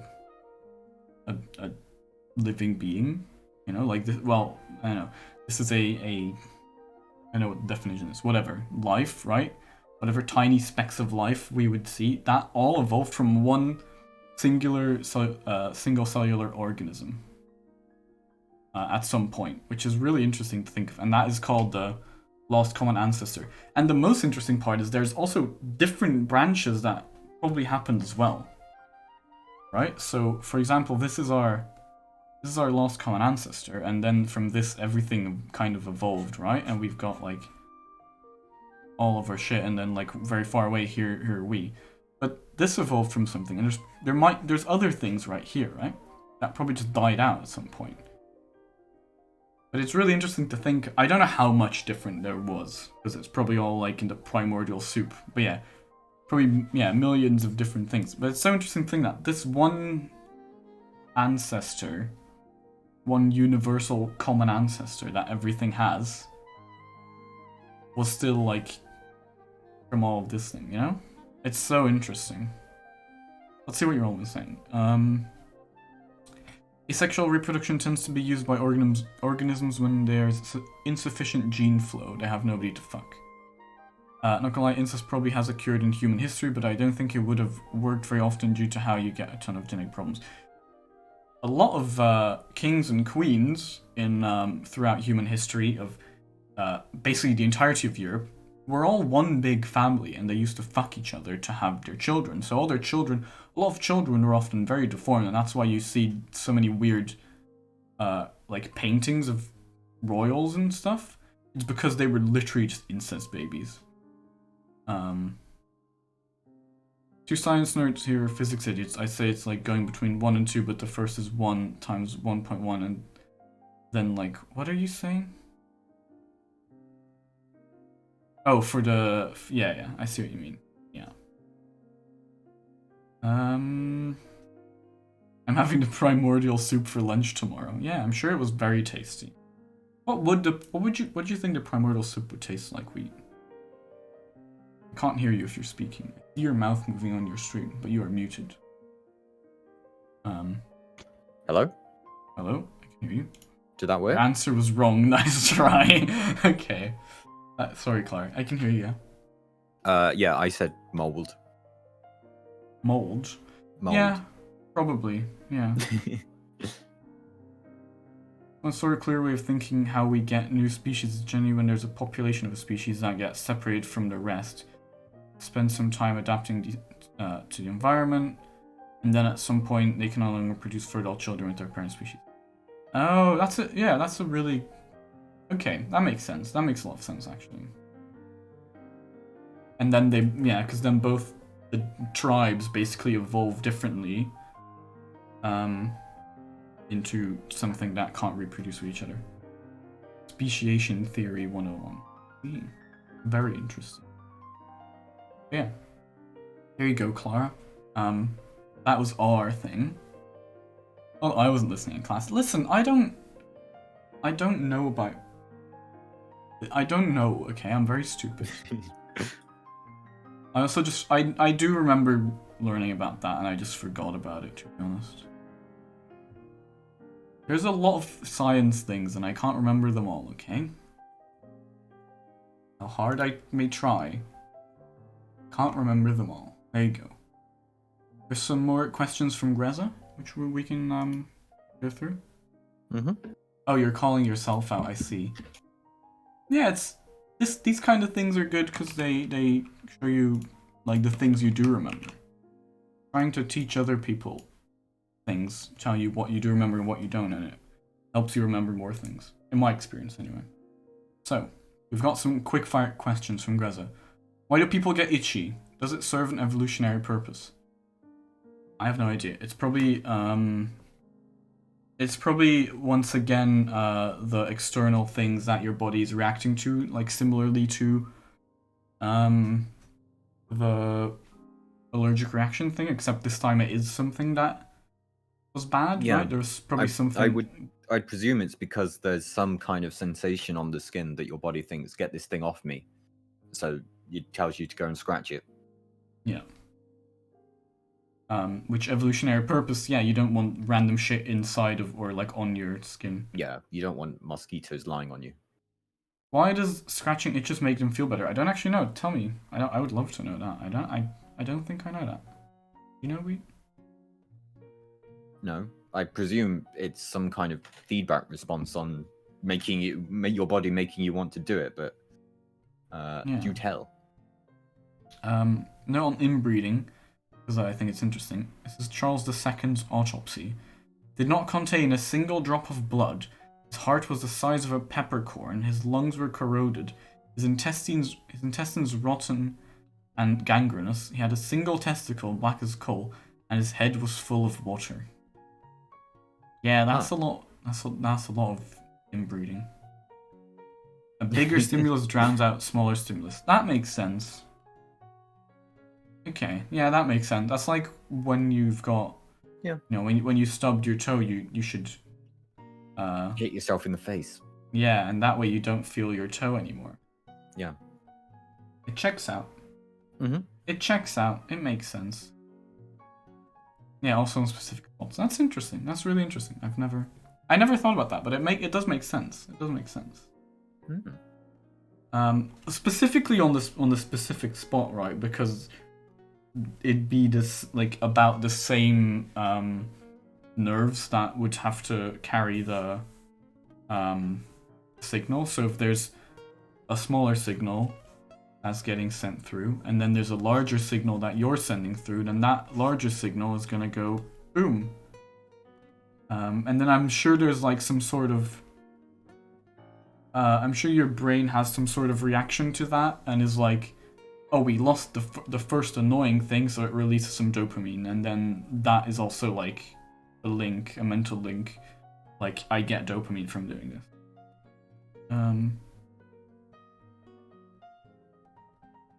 Yeah, fibromyalgia is basically that your body is constantly saying, I'm in pain, I'm aching, even though there's nothing it should be reacting to. But yeah, it's a nervous system thing. I don't know enough about it. I should probably look more about it, but it's, yeah, that's like the basic gist of it. Go. Second question. Were there any shows growing up that got you into science? Mythbusters, Brainiac, Science Abuse, etc. B. Yeah. I mean, I watched both of those, Mythbusters and Brainiac. Science Abuse were very good. I must say my favorite show is Walking with Dinosaurs. Is that about dinosaurs? Yes, of course it's about dinosaurs, which is interesting in the same way. I think like my interest in space started with there was some books that my parents got me when I was a very young kid, which contained all sorts of science stuff, and I liked the pictures of the planets, and that continued on. So. What a surprise! Yeah. Very cool. Yeah, I watched Mythbusters. I don't know Brainiac Science Abuse, but I watched a lot of Mythbusters and like just science things on YouTube, you know, like Vsauce and things like that a lot. My brother is also like my brother studied IT and stuff, so a lot of maths and things like that. Like in my family there's a lot of sciencey people, so if I'd say, because I'm basically the youngest of my like close family that I would interact with when growing up. So all of the people I would sit with at the child's table, right? They'd all be like going to like school and learning about science and shit, while I'd just be learning about how to count to 10, you know?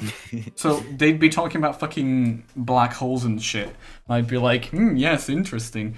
So I think I just always kind of heard science push me, you know? Like I've always had that interest in science because everyone in my family has that interest of just knowing things, you know? Yeah. Yeah, thank you, Wise. Appreciate it. I appreciate it. fair. Do androids dream of electric sheep? Androids don't dream, actually. It's very sad. They actually don't. We don't allow them to dream. If they would dream, they would. They dream that they wouldn't have any casing, and they'd have to speak in public. They wouldn't have their cases on. Huh. There you go. There you go. There you go. Okay, some more quick fire questions. Go. Why Earth not donut shaped? More for you. Because it would formed around a central mass and continued to do so. How would the question is? I'm Would trying to it think if you could what ever if get the a Earth donut. was torus shaped, which is like the scientific name for donut, right? What if it was? All right, okay. If What it if- was donut shaped, Yeah. What if it was donut shaped? How long would it stay that way? Would it even be able to stay that way? it could potentially stay that way if it was spinning fast enough. Like if it span at such a speed that the force that it has throwing stuff outwards matches the gravitational pull pulling it all towards the center, then you could end up with a kind of donut world, ring world. It would have to be quite thin though. Yeah, it'd be in more terms like of a the flat. ring. Yeah, like when you like Halo ring world or something. Because otherwise you would have the edges flying off. But like that would be spinning ridiculously fast. And because of the way it would have to be spinning, you couldn't have anything realistically on the surface, because the centrifugal force throwing you off would be matching the gravity pulling you in, so you would just away. The outside surface. What about inside surface? Inside surface, you'd be pulled in towards the center. There'd be too much mass on the other side, because you'd still be pulled towards the gravitational center. So Oh, really? yeah. Okay. So on the inside edge, you'd still be being pulled in. I think. Yeah, because wait, how am I doing the spin? I'm doing it like that. Because yeah, so at the inner point, you're not spinning that fast. If it's 2D, then, as in, well, it's not going to be 2D, but picture it as a completely flat ring. Yeah, that's what I've drawn. Yeah, and then you're on the inside of it. You'd have the Like- same problem, because the centrifugal force throwing you away would be the same as the gravity pulling you to the center of it. So you would still be effectively weightless on either side, which means there you is can't no stand and move. where's the gravity pulling you to the center? Why is there gravity pulling you to the center of it? Because, so say you're on one end of the ring, what you Yeah. have pulling you to that end of the ring is all of the mass beneath your feet, which isn't much, and Okay, so you'd all have of and the you'd spinning have this. force. You'd be here. So you've got so you're here. You've got this mass pulling you, but it's far away, so it's not as strong. This mass is closer, which is stronger. You've got this mass and this mass, which basically cancels out, and just ends up being this kind. Well, the arrows are in the wrong direction, but whatever. Yeah. In this hypothetical, where I'm saying you formed a ring-shaped world, to do that in a kind of natural way, then the spin and the gravitational just need to be- force have to be equal. There has to be a certain size, yeah, where you'd be able to, because of the rotation, you're moving. Well, your acceleration is pointed outwards, so you're getting pulled onto the floor at the same speed as you would be pulled up by all of this. Yeah, that's to get a natural version of it. Like if we were making a ring world, it's going to be spinning faster so that we overcome the gravitational effects. Well, yeah. Because- If you want it, well, that is to be just motionless. If you want it to be like Earth, you'd need it. You need the spinning to be like 9 Yeah. times. It's not like that. You need to be creating an a net acceleration effect towards the ground of 9.8 meters per Yeah, second. that's what I meant. Which yeah, it's not going to be multiplicative. it's not. but- yeah. But yeah, Something like that's what you'd need. So yeah, to form a donut Basically, world, you'd need to have- spin very quickly, yeah. Well, and then Well, I or don't know have how a very quickly, or but- have a very big object. Yeah. 'cause- Yeah, if it's large enough, the forces at the other side aren't strong either. Or like less stronger and stuff. And that doesn't really matter. It's more that it's more that you wouldn't notice the spin so much if it was big. Like the concern, because you're not going to feel it, is the thing. The difficulty would be if it's a small enough object and you're spinning really, really fast. You're just gonna get like you're not gonna. Well, be yeah, able to okay. focus. Everything's gonna be spinning in around. a fucking hamster wheel, that is the size of a human, you're gonna have a problem. But that's not like This is massive, right? Yeah. Anyway, whatever. Can you use ground effect for airplanes? I don't know what that means. Carrot isn't here. Carrot said to skip questions, so we'll skip that. I don't know what that means anyway. I don't know. I don't know what they mean. Whatever. Electricity. What the fuck? Can we refer to our previous answer? Because I've forgotten what we said. Electricity is just a flow of charge, right? So if you have charge, it will flow.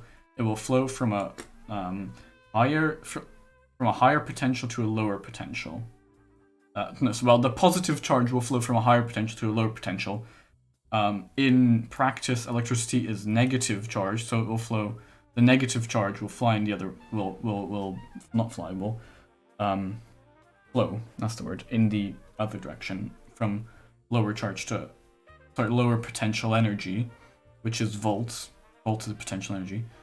To a higher potential energy. Russians made airplanes that used ground effect. They called them. What do you mean? I don't know what ground effect means. No, I don't know what that is about. I don't know what they're trying to say. Whatever. Yeah, electricity. We spoke about that go. more in our other stream. Electricity is also really interesting. I'd love to talk more about interesting electricity thing. and We can stuff. talk more- It's really interesting. I do like electric circuits and shit like that. There's a lot of cool things there. But nothing really substantial we can talk about right now. Anyway. Yeah. Why when I jump on a moving train, I land on the same spot I jumped from and don't fly backwards? It's because you're already moving that speed. Yeah, You're you've in a done nothing train. to slow yourself. Like, you're in the train, the air is moving with you already, so it's not going to put any force on you. You haven't done anything to slow yourself down with the jump. Yeah, if you jumped on top This of the entire train, thing. i.e. the air is hitting you, you would slow down because you get some air But resistance. how much? Well, yeah, if you're at that speed, there would be quite a lot. So Yeah, yeah, yeah, exactly. That would just happen if you stand on the train or as well. Hmm. You'd be pushed a bit, and you would be pushed with the Like- same force as you would yeah. be. Like leaning in a very with heavy something. wind to stop yourself tipping over. Yeah, basically. The air behind you in the train is pushing you forward. Well, it isn't. You're just already moving, and nothing is slowing you down. Like, just the air is also moving with you. Nothing's really pushing. It's more like you're all just already going that speed, and all you're doing is while moving, you're doing this. Yeah, You're going. you're not being pushed Which- forward, but then you're not being pushed back Yeah. either. So inside of the train, compared to the train, all you're doing is this, right? You're going up and then back down on the same spot. Whereas if someone outside is looking, your center of mass is going to go like that, right? Because you're going to go up and down again, and the train's also moving. But relative to the train, because this is basically a question of what is relativity, and you're already moving the same speed as the train, so nothing's slowing you down. So if you jump, you're just gonna keep moving at the same speed you were moving before, and then land. There you go. Train. And now we get to the questions that have been added tonight. We've done well. We can get through. Yeah. Um. Wise asks, Yeah. what the Wise fuck is hasn't. pi? Why This is do an we know interesting that question. pi is pi? What does that number have to do with anything? So, pi. Fucked up. Let me just remember. So, pi is the relationship between the radius of a circle and the circumference, and well, also area in a different calculation. It's the ratio. That's the All my word. The homies love ratio tau. between True. the ratio pi. between radius and circumference of a circle, and that is constant for every circle that has ever lived, as long as it's a circle. Therefore, that is a very important number, because any number that you can find that is a constant is fantastic. Because it's great. Speed of light, bam, brilliant. Pi, brilliant. Yeah, it doesn't change. So if you're working with like equations and shit, it's just a number, so you can kind of forget about it. Whereas otherwise, it could change, or it could be dependent on other variables. Whereas this pi is just it's just one number. Perfect. Yeah. Every circle has ever lived, as long as it's been a circle, has had that relation. Yeah. Yeah. Because the diameter, the radius. So the circumference is, it is 2pr. 2 pi r. Yeah.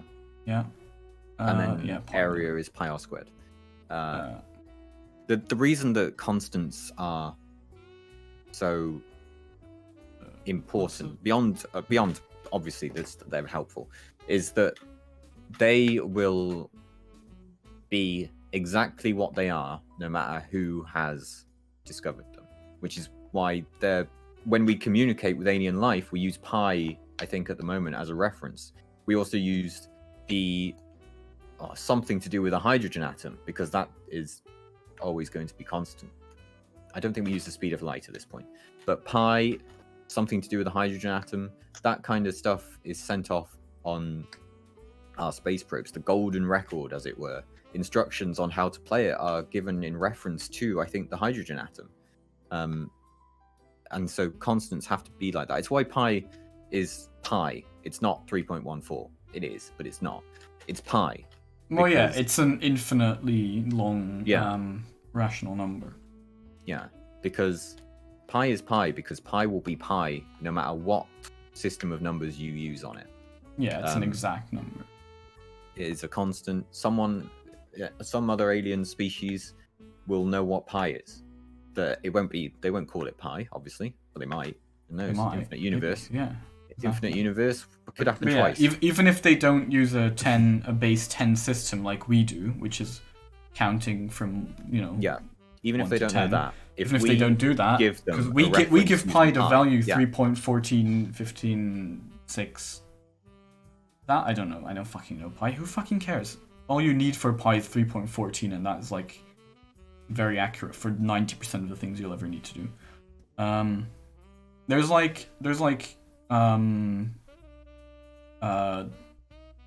what's it, like divisions, ratios, whatever, like that you can find that are like very close approximations of pi and stuff that are like better, but whatever, who cares?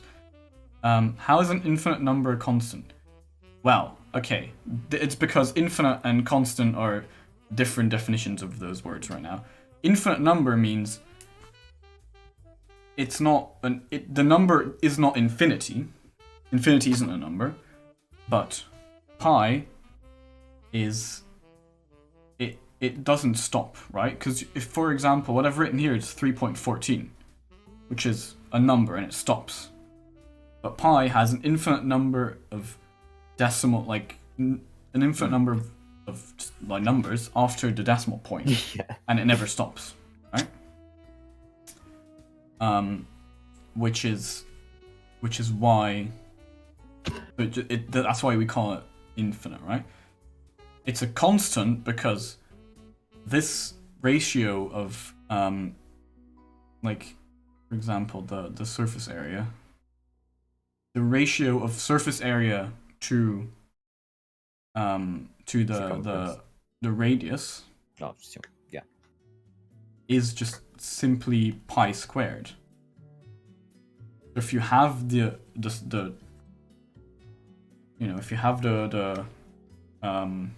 surface area of a circle and you know its radius, and you divide those by each other, you have pi squared always.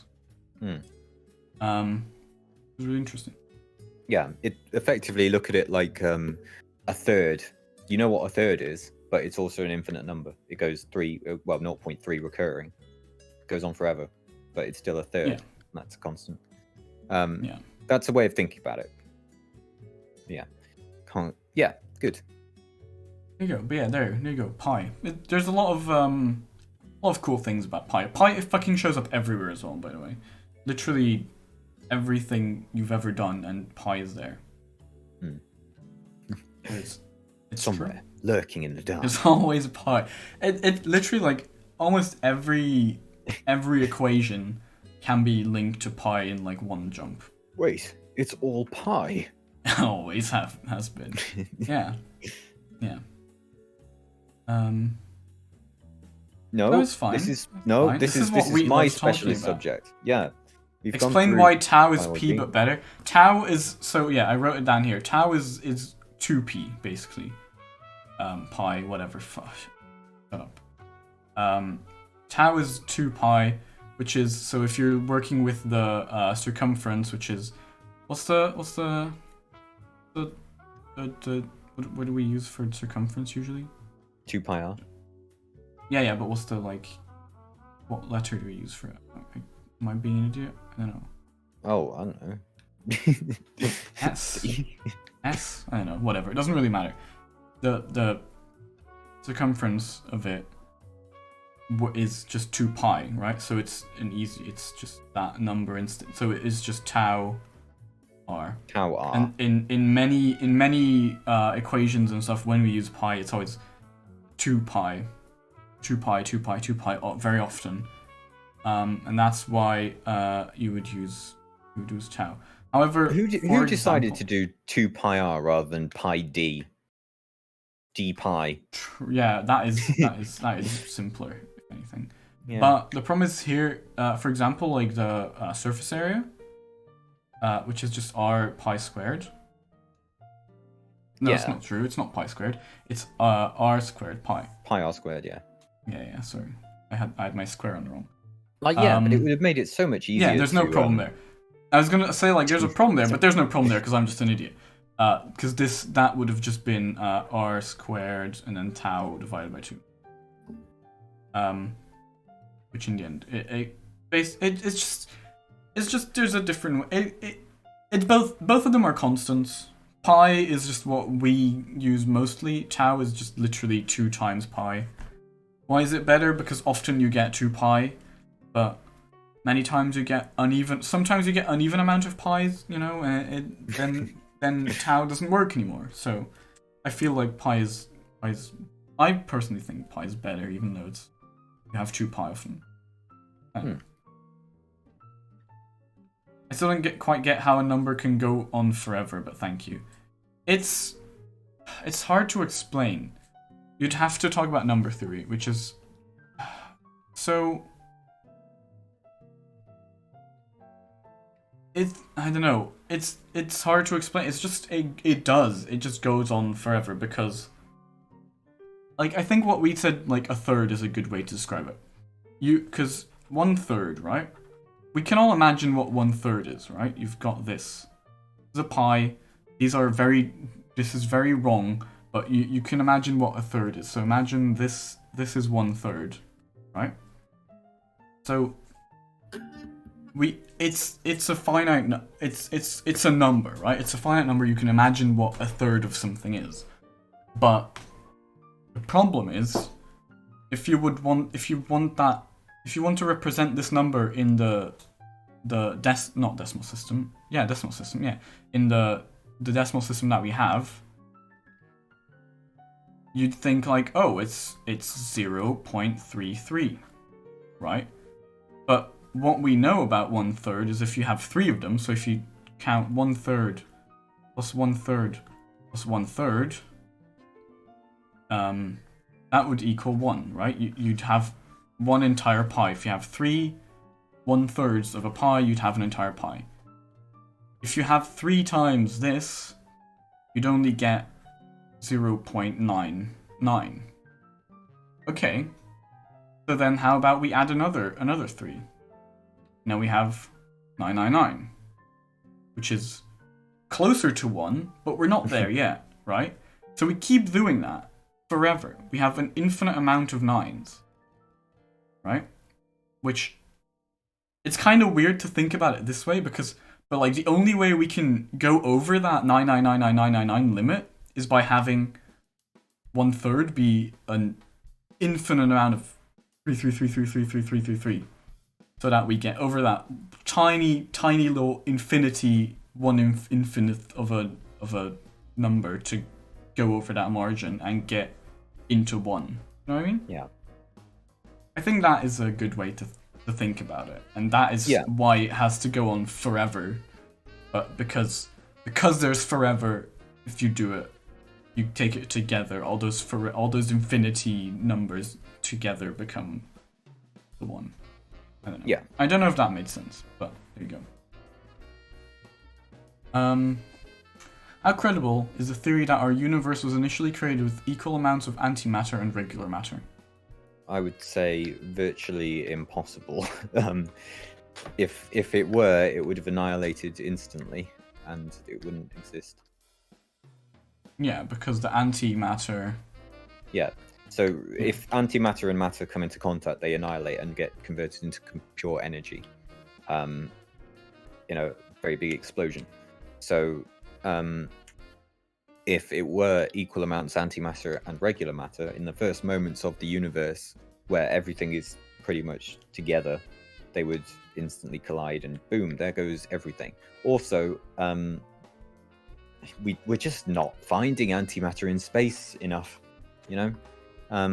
If it were equal amounts, then it would be equal amounts now. Given the scale of the universe that we have to look at, it would still be equal. And it's just not, so. Like, I can't, like, I'm completely unaware of any antimatter galaxy, for instance, and there's trillions of them. So, to say that Galaxies, that is not antimatter galaxy.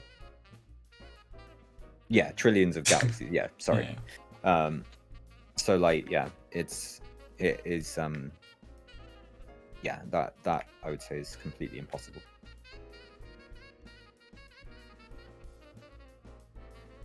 That is very true, Claire. A lot of math is just like it's just putting up with some parts until it kind of like clicks, you know, and like trying to think about things in different ways. And at a certain point, something just makes sense, and then you can go on to the next thing.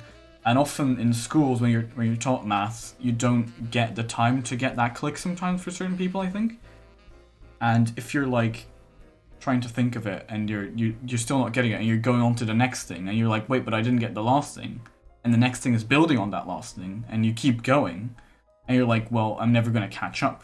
And at that point, people stop like trying, and they're like, oh, I'm just bad at maths. But it's just like we're just not allowed to think long enough about something, or you weren't taught it in the right way that made it click for you, I think.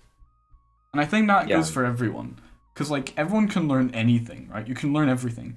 Sure, your brain might work in a way that it's easier for you to understand math, and you might get that click quicker, and that might be what you mean with understanding math. But it's just sometimes there's just a way that people can explain it to you that you get that click instantly, you know? And I think it's, I don't know, there you go. And yeah, your brain can be better at certain things. But you can learn a lot of those things, right? It's not something that you're just born with, always. Understanding maths is not something you're born with, it's something you learn throughout your life, right? And if you are allowed to have that time to think about it and to understand it, you'll probably be able to understand that better. But maybe you don't take that time then to learn about how to speak French. Well, Jerry?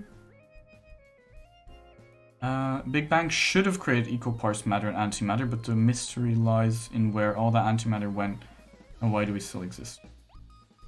Pass.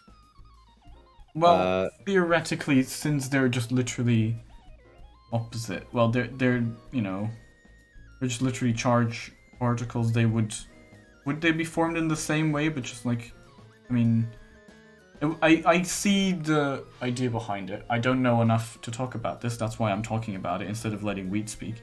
But I do understand that, and I feel like that would make sense. That it theoretically just would be able to make enough, but it's probably like something. It's no, there's something went wrong with that. Oh, that's not quite right. Yeah. Oh, all right. What about it didn't like it gradually happened and there was like a tiny bit of antimatter and just the way it's not the same thing. We spoke about this earlier, Bing.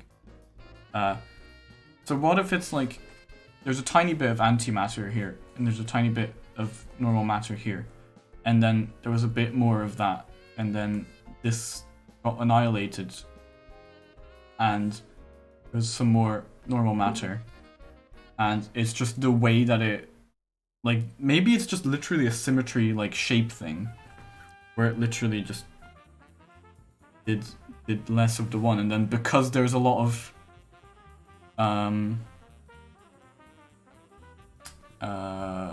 normal matter, there's no, like, there's no space for antimatter to be created anymore, and then it just goes into one direction.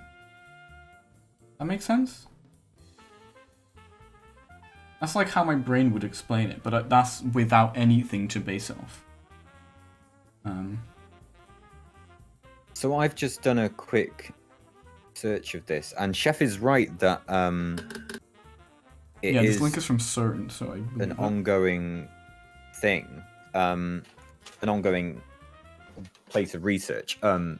So, like I said, it is virtually impossible that the universe did begin with equal amounts of each, because it's just not observed. But the question of why is unknown.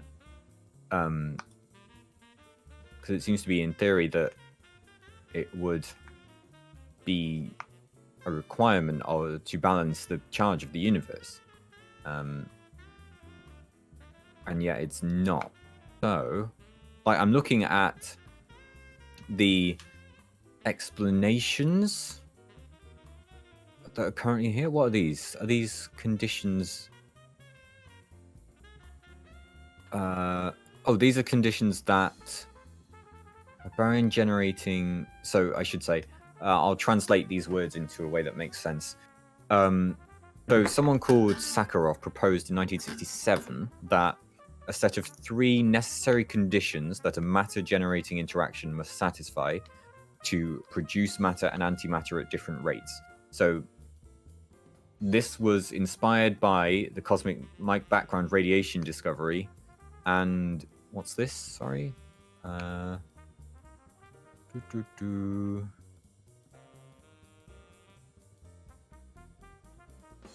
Okay, the laws that basically physically that matter and antimatter particles should be blah blah blah. The laws of physics should be the same if a particle is interchanged with its antimatter particle variant. Which is, yeah, that's true. So if you take both that true and the cosmic background radiation, you can end up with conditions for which you can get a difference in the formation of matter and antimatter. These being a number violation is obviously a necessary condition to produce an excess of baryons over antibaryons. When I say baryons, that is essentially me saying matter. So this is saying baryon number violation is matter number violation, essentially.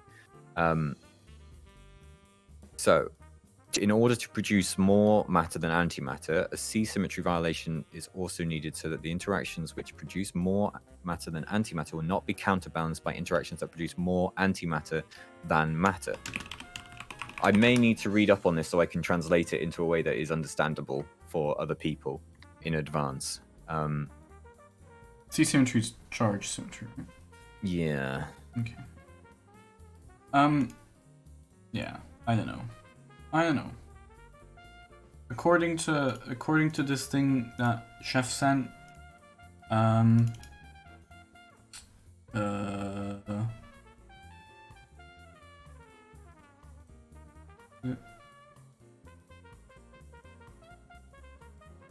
I saw something. They're like created at the same time, but that I feel like that doesn't make any sense. It's your field of study. I was doing physics. As well. Yeah, I'll need to look into that, I think, in order to get an answer that makes sense for people. I'm looking at the other explanations within this, and none of these seem quite right to me. Or at least none of these seem plausible. The other explanations that they're given are regions of the universe where antimatter dominates, which I see as incredibly unlikely given how much of it we can see. Electric dipole moment, which is that if there was a strong enough magnetic dipole at the beginning of the formation, there would be different rates of decay for matter and antimatter, so the antimatter could have just decayed away quicker. And the final one being a mirror anti-universe, which, come on, I don't like that. If that were the case, why do we have antimatter here? Yeah, where is it? What's it doing there? Yeah. The like dipole thing is interesting. Yeah. But yeah. Also but, a lot to explain. Yeah, given what other theories that comes next to, though, I'm reluctant to look into it. I will, if I remember, I will look into the Sakharov conditions a bit more and maybe explain exactly what that's talking about in its current form as to how it could have formed the way it did with different amounts of each. But yeah, there isn't, I don't think, at least, currently an answer to that question. Is there a set density value that an event horizon would form in all circumstances? Infinite. Basically, yeah. Because you can't get to... because effectively the most dense object you can have is a neutron star, where everything is packed together as tightly as possible, and that would not have an event horizon. So infinite is the only answer. There you go. Infinite. How big will our sun get when it red dwarfs? Very. Red giants, I think, is that what that means? Very, yeah. Very. It will consume the Earth, as in its outer shell will go past the Earth's orbit. I think it goes even further than that. I think it might go past Mars as well. Maybe even reaching... No, not Neptune. That's way too far. It won't reach Jupiter. It might go past Mars. Might get to Saturn. Saturn's further than Jupiter. No? Is it? Mercury, Venus, Earth, Mars, Saturn, Jupiter. Oh no, yeah. It won't reach Saturn. Yeah. Okay. But might go past Mars. So it might hit the asteroid belt, as we're trying to say. Don't think so. I don't think it'll go that far. I think Mars is like the very extreme reach of it, from what I recall. Definitely consuming Earth though. For sure. Yeah, we'd all be dead anyway, but we'd also be consumed. We'd be dead before then. But we'd be dead way before. Yeah, like the death of the sun is about 5 billion years ago. So the death of the sun is about 5 billion years away, I should say. Okay. That's what I meant to say. Yeah. I think that in 1 billion years, by that time the sun will be, its temperature will have increased enough that the Earth will be scorched. So we don't have as long as I thought for a long time. I only read that briefly and recently-ish though, so I'm not certain of that. But it seems like the sun will get hotter over the next billion years. So we'd fucking die. And we're all dead. Very quickly. There we go. That's the last question in the list. Yeah. Is there anyone in chat who has a question still? If so, this is our last call for any question at all. Last calls for this week. If not, you're gonna have to wait probably 2 whole weeks. Yeah, if not more, depending on how many other questions everyone else has. But yeah. you go. Good. That's good. We had some interesting talks about does P equals NP? I don't know what that means. I feel like it's a math thing where it's like an unsolved problem. P class and NP class. I'm looking up now. Was there? Yeah, my love language is words as well. Yeah. Mine is punching them in the face repeatedly, it seems. It's an unsolved problem in computer science. It asks. Excuse me. Okay. You have the answer 1 million if you know. Yeah. There's a lot of. It's one of the millennium problems. I saw like a really good video explaining it, and I've completely forgotten it. There's like a really good explanation of it, but it's like, alright,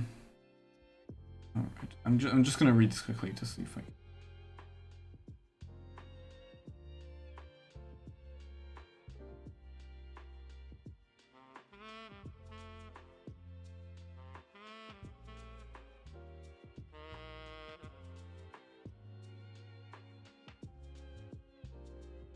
Oh, this is a horrible question.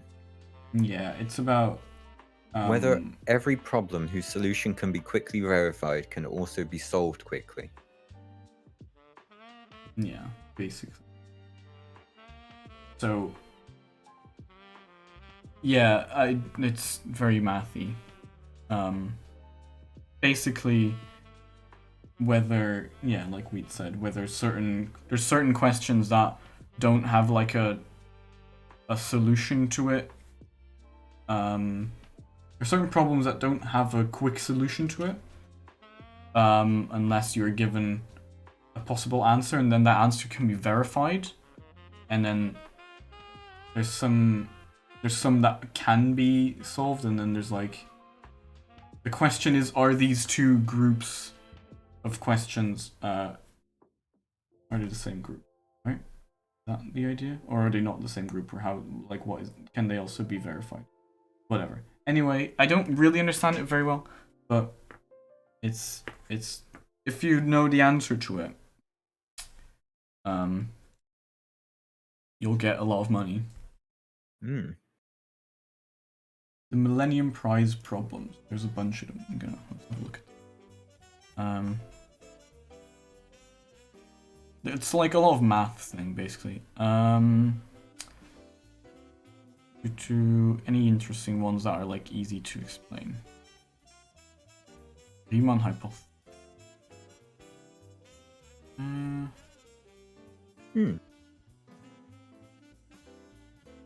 Yeah, I'll let you read about that, because here's a question in my alley. Not sure if this is your areas, but what kind of adaptations would be needed for humans to live on Mars or the Moon? A lot. The main, well, obviously, you're going to need to set up some kind of atmospheric area. That's going to be needed. But one of the biggest problems is the gravity change. Mars is a third of Earth's gravity. The Moon is less than that. You spend any length of time there, you're going to suffer severe muscle atrophy.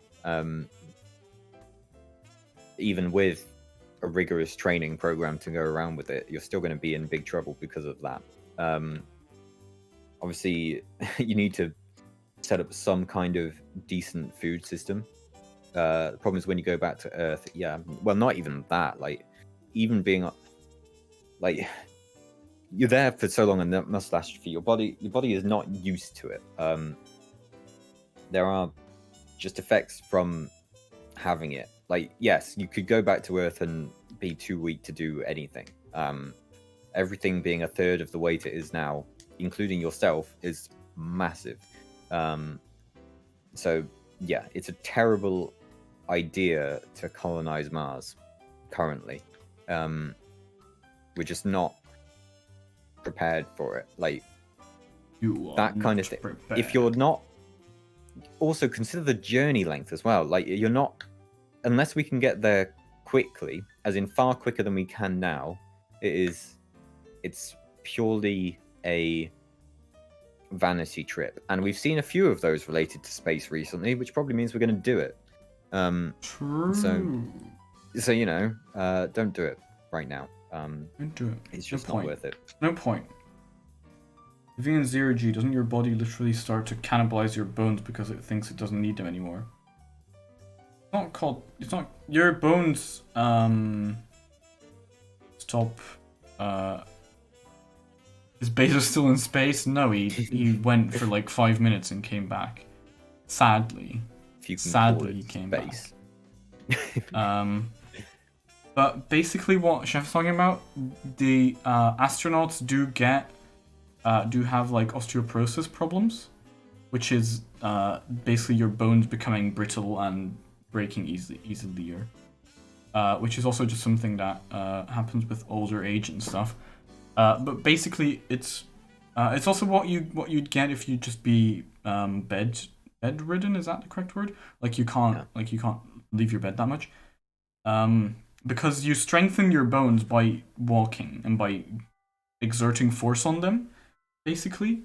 And if you do like tiny little breaks in your bone, it's so tiny it's not like fracture or anything, but it's like tiny little damages to your bone, and they get fixed.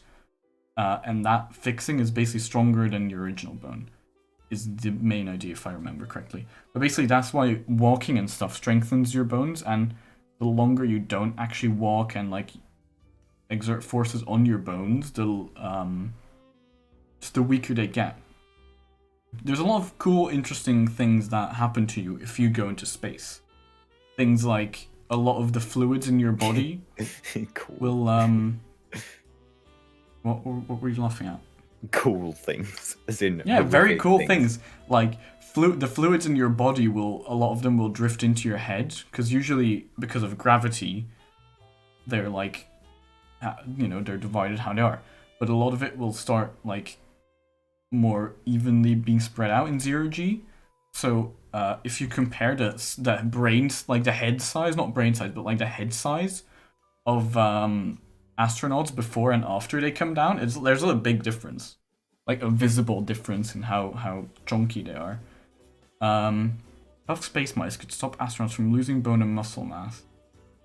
What does that even mean? But yeah, that's why astronauts have like a lot of sporting regimes and stuff, because they need to make sure their bones don't get fucked. They need to exert force on their legs. That's why they have like those special running equipment and stuff. Make sure they don't, when they come back, their bones just break. Yeah. There's a lot of cool, like, it's very interesting. My the same professor that taught me about the vestibular, like the physics of the vestibular system and stuff, he's also he's worked with a lot of like astronauts and stuff, so he also like, a lot of it was also talking about how it links back to astronauts and stuff. It's very interesting. Yeah, fluid in my brain's pretty pog. It depends which fluid it is. Some fluids in your brain, not very pog. Not very pog. As Bezos and his billionaire friends have the health to fly to space. But that's the thing, they don't live in space. They go to space and they come back. And they probably fucking vom all over their suits. What's the most popular facial bodily fluid? Fuck you, Clara. Fuck you. That's a ban. That is actually a ban, Clara. That is actually a ban. For fuck's sake. That's a ban. Spinning. There's some kind of theoretically possible ways to counter gravity other than lots of exercise. Yeah. So only at the moment, if you're actually in space, like if you're doing a long space voyage, what you would do is spin the thing that you're in, and the centrifugal you're talking about force like can artificial gravity. Yeah, that can simulate the effects of gravity. The movie Interstellar actually covers it brilliantly.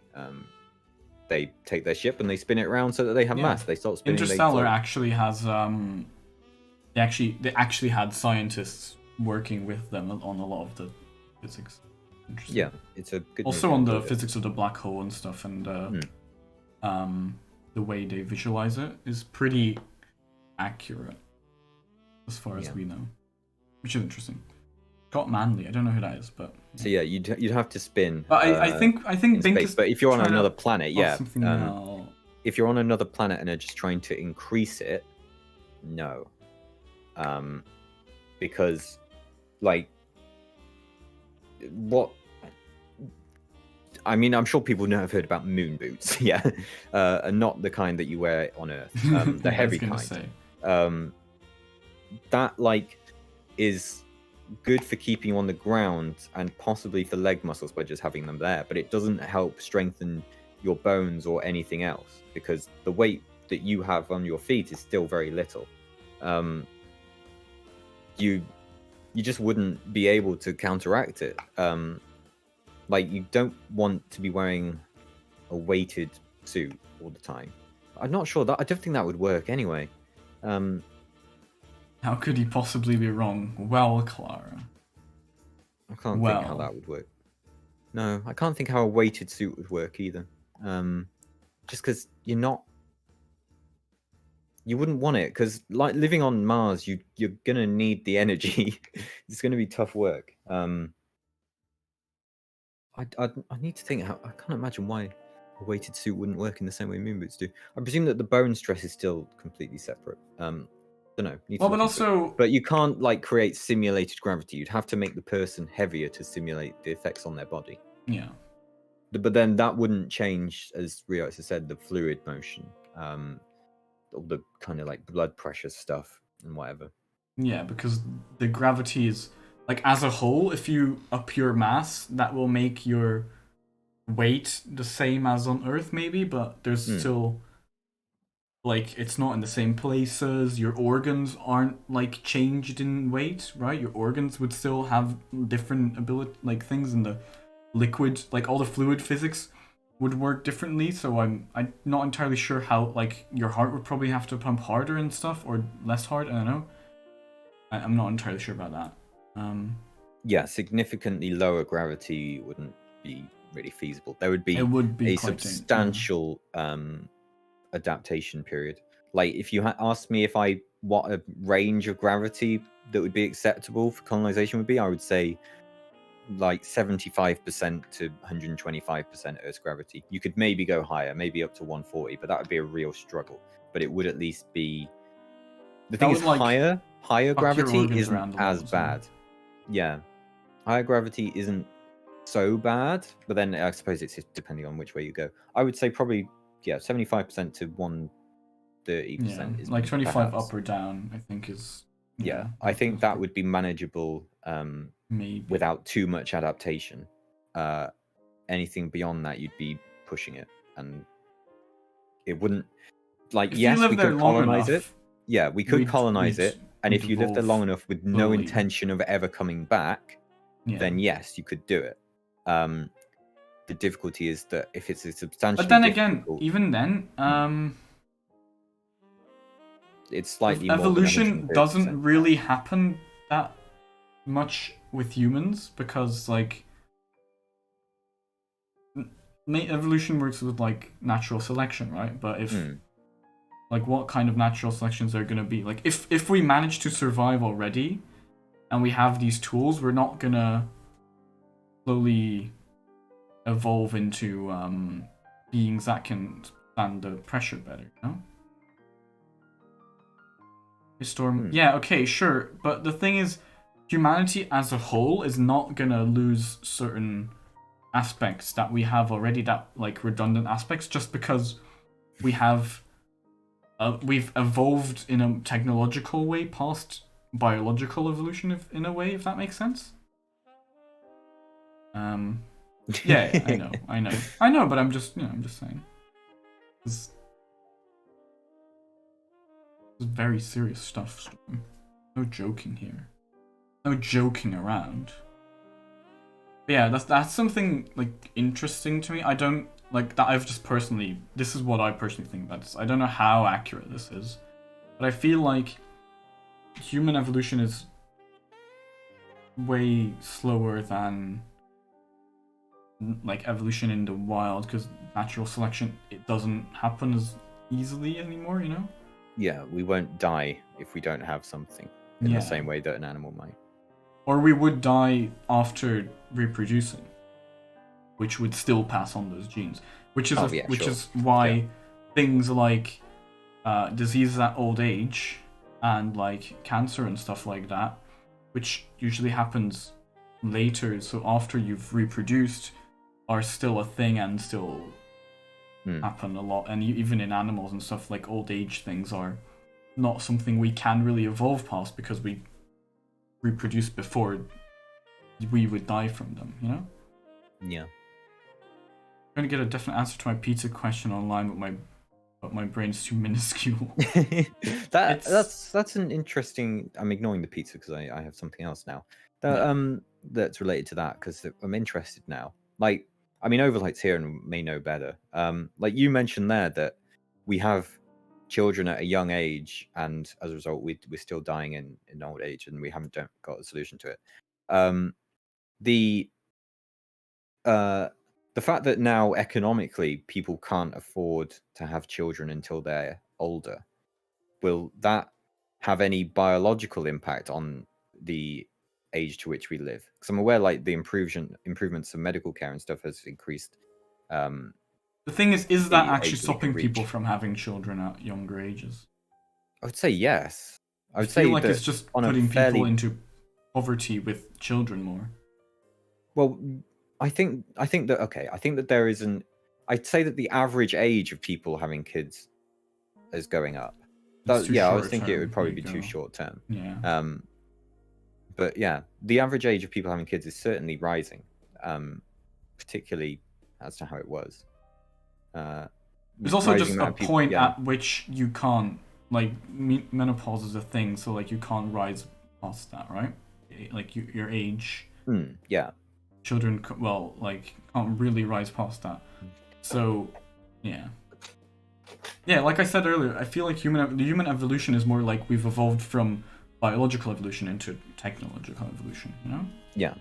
Anyway, what was Jay's question? Jay was asking how to pronounce Elon Musk's child, which is like Kyle or something. I don't know. Oh, fuck knows. It's like Chef's Zeta, question. whatever. I don't fucking care. Who fucking cares? It's pronounced frog. There you go. Tell you what, I'll Google Chef's question. I'll try and find an answer. The pizza? Yeah. Well, Chef's been Googling it. I don't know. Chef's been Googling it, but they don't know the terms like I do. X-Ash Archangel. Fuck that. It's Kyle. I don't know. See, Kyle. I fucking knew it. I knew it. I remembered it was something like that. I'm letting Reddit answer it for me. If you posted it on Reddit somewhere, see what happens. Are we not good enough for you? Yeah, there you go. Are there any other questions that anyone has before we go? Is there anything else you want to talk about? By the way, for next time, if you just want to have like a certain topic that you think you can like talk about a lot, that could be interesting as well. I'll pull up my dissertation slides, shall I? What does a Yakult fruit taste like? Never heard of it, but I feel like it's gonna be like a Sugma thing. I feel like it's gonna be like that. It's coming from Clara. You buy celery or rose at Whole Food? I don't go to Whole Foods, there you go. You play RuneScape? I don't, no. What did Jay say? What kind of pastry are you? I am one of those butterfly things. Is that thing? What, like the one that's named after butterflies? That's me.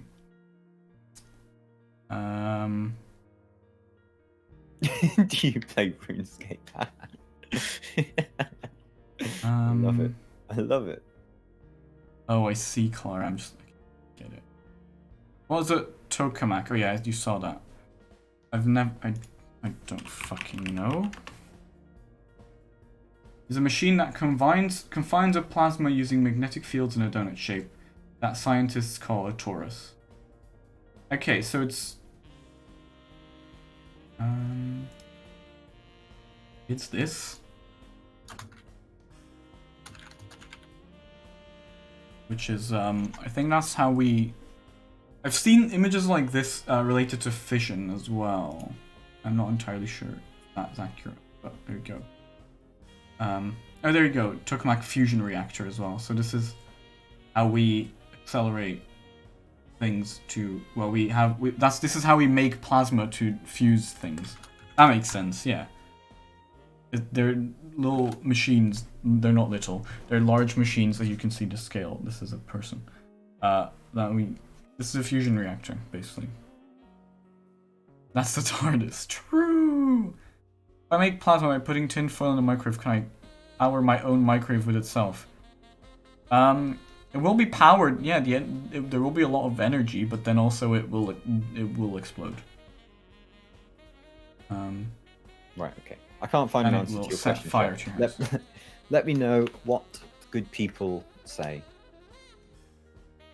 But also, powering, there's, like, how are you gonna get the, how are you gonna get that the energy from the plasma into the electricity that's powering your microwave?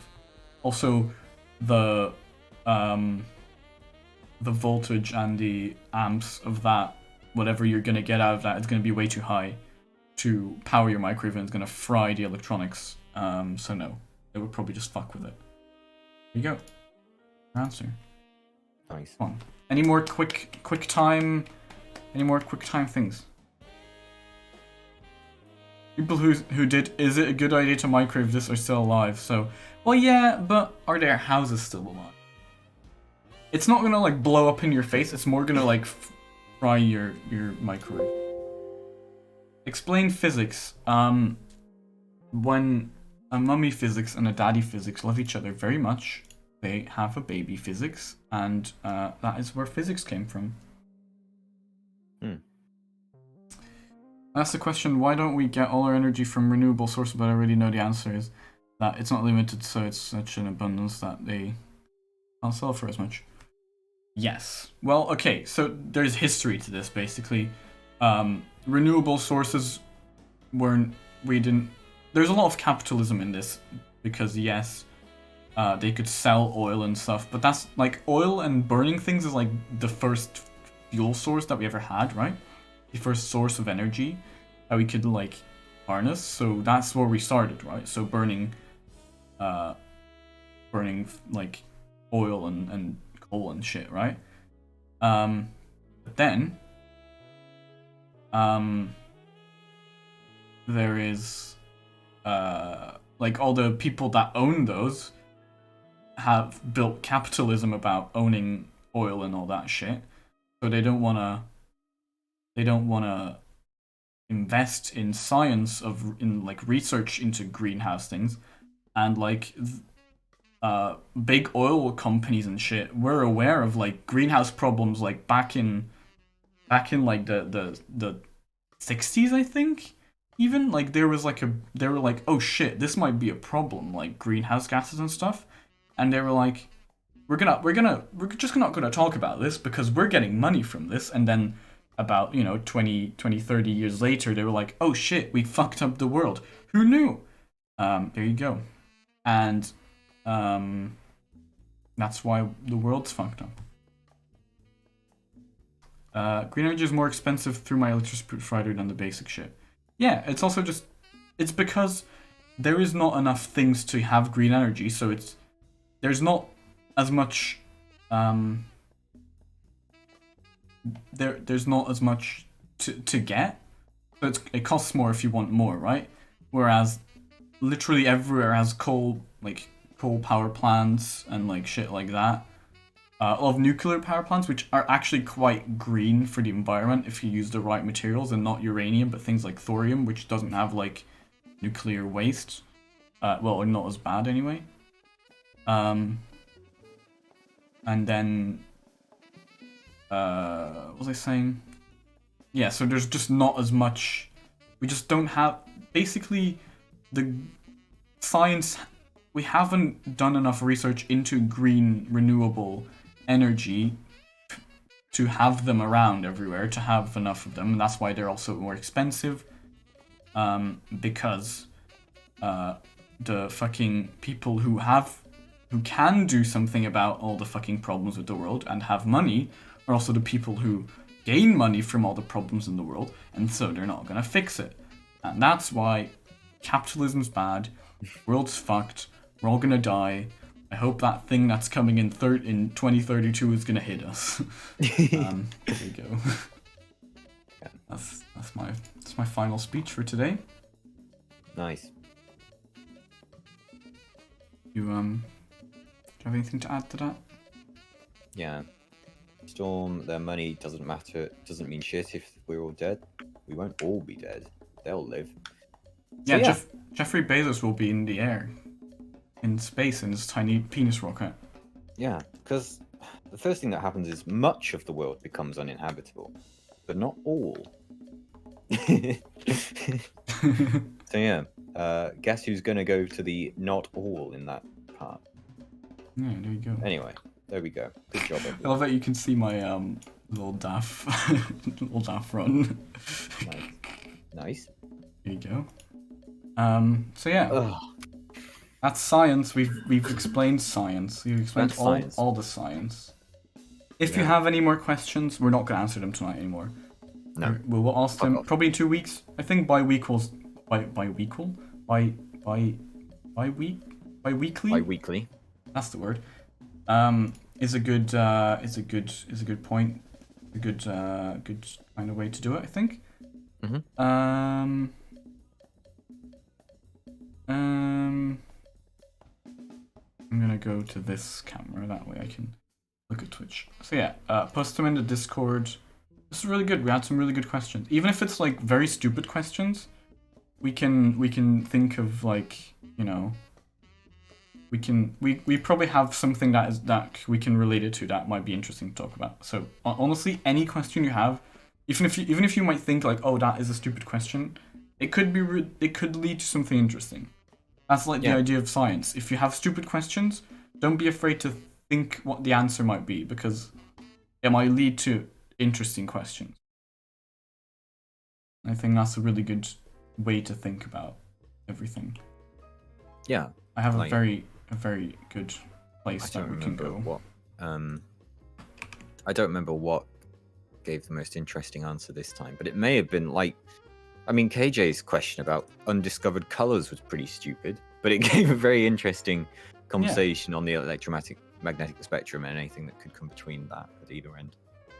So yeah, Exactly. So there's, even if you have a stupid question that might seem like very obvious, there is a lot of science behind very mundane things that you might not think there's a lot behind. So there you go. Magenta is a real color. Yeah, this was a thing that Chafki was talking about in Tombstone. They like fucking like that purple's not a real color or something. Like every color you can see has a wavelength that comes into your eyes and your eyes can see. They are real colors. The wavelength exists. It's not like a computer screen that it's like a little green pixel and a red pixel together, and like that's because those waves would combine into one wave that is a different wave. So that wave does exist. The color exists. You split a rainbow, it's all of the spectrum. Sometimes you can only see certain parts of the rainbow because fuck me, I almost threw something on the ground. Because the way things overlap, the way the colors, like the color don't split evenly sometimes they overlap a bit and then they would form together into a bigger chunk of red or something. But that doesn't mean that the colors don't exist. So, there you go. Fuck all that. Colors don't exist. Colors exist. We're raiding Lime because it's Lime's last music stream. Oh shit. So we That's need sad. to raid Lime. When are you next streaming? Maybe tomorrow, if not Saturday. What are you doing tomorrow if you are streaming? Are you doing I will try and find time for Final Fantasy with my brother. We will be doing my first raid, and possibly a load more other stuff. If I have time, because I'm going kickbox tomorrow, so I don't know when I'll be back. Ooh, So yeah, exciting. we'll see. Yeah. When are you next live, Redox? As if I don't know. I will be live on. Well, actually, I might also be live tomorrow. I don't know. Depends if I have time, because I do want to play. Yeah, I do want to play the Portal game I had. I was playing Portal Reloaded last week, and I haven't gotten back to it, and I was really excited because that was really fun. So maybe tomorrow I might play Portal Reloaded. If not, Friday, same time as now. With probably other friends, we'll play some tabletop games. Maybe another game. I don't know. Who can ever be sure?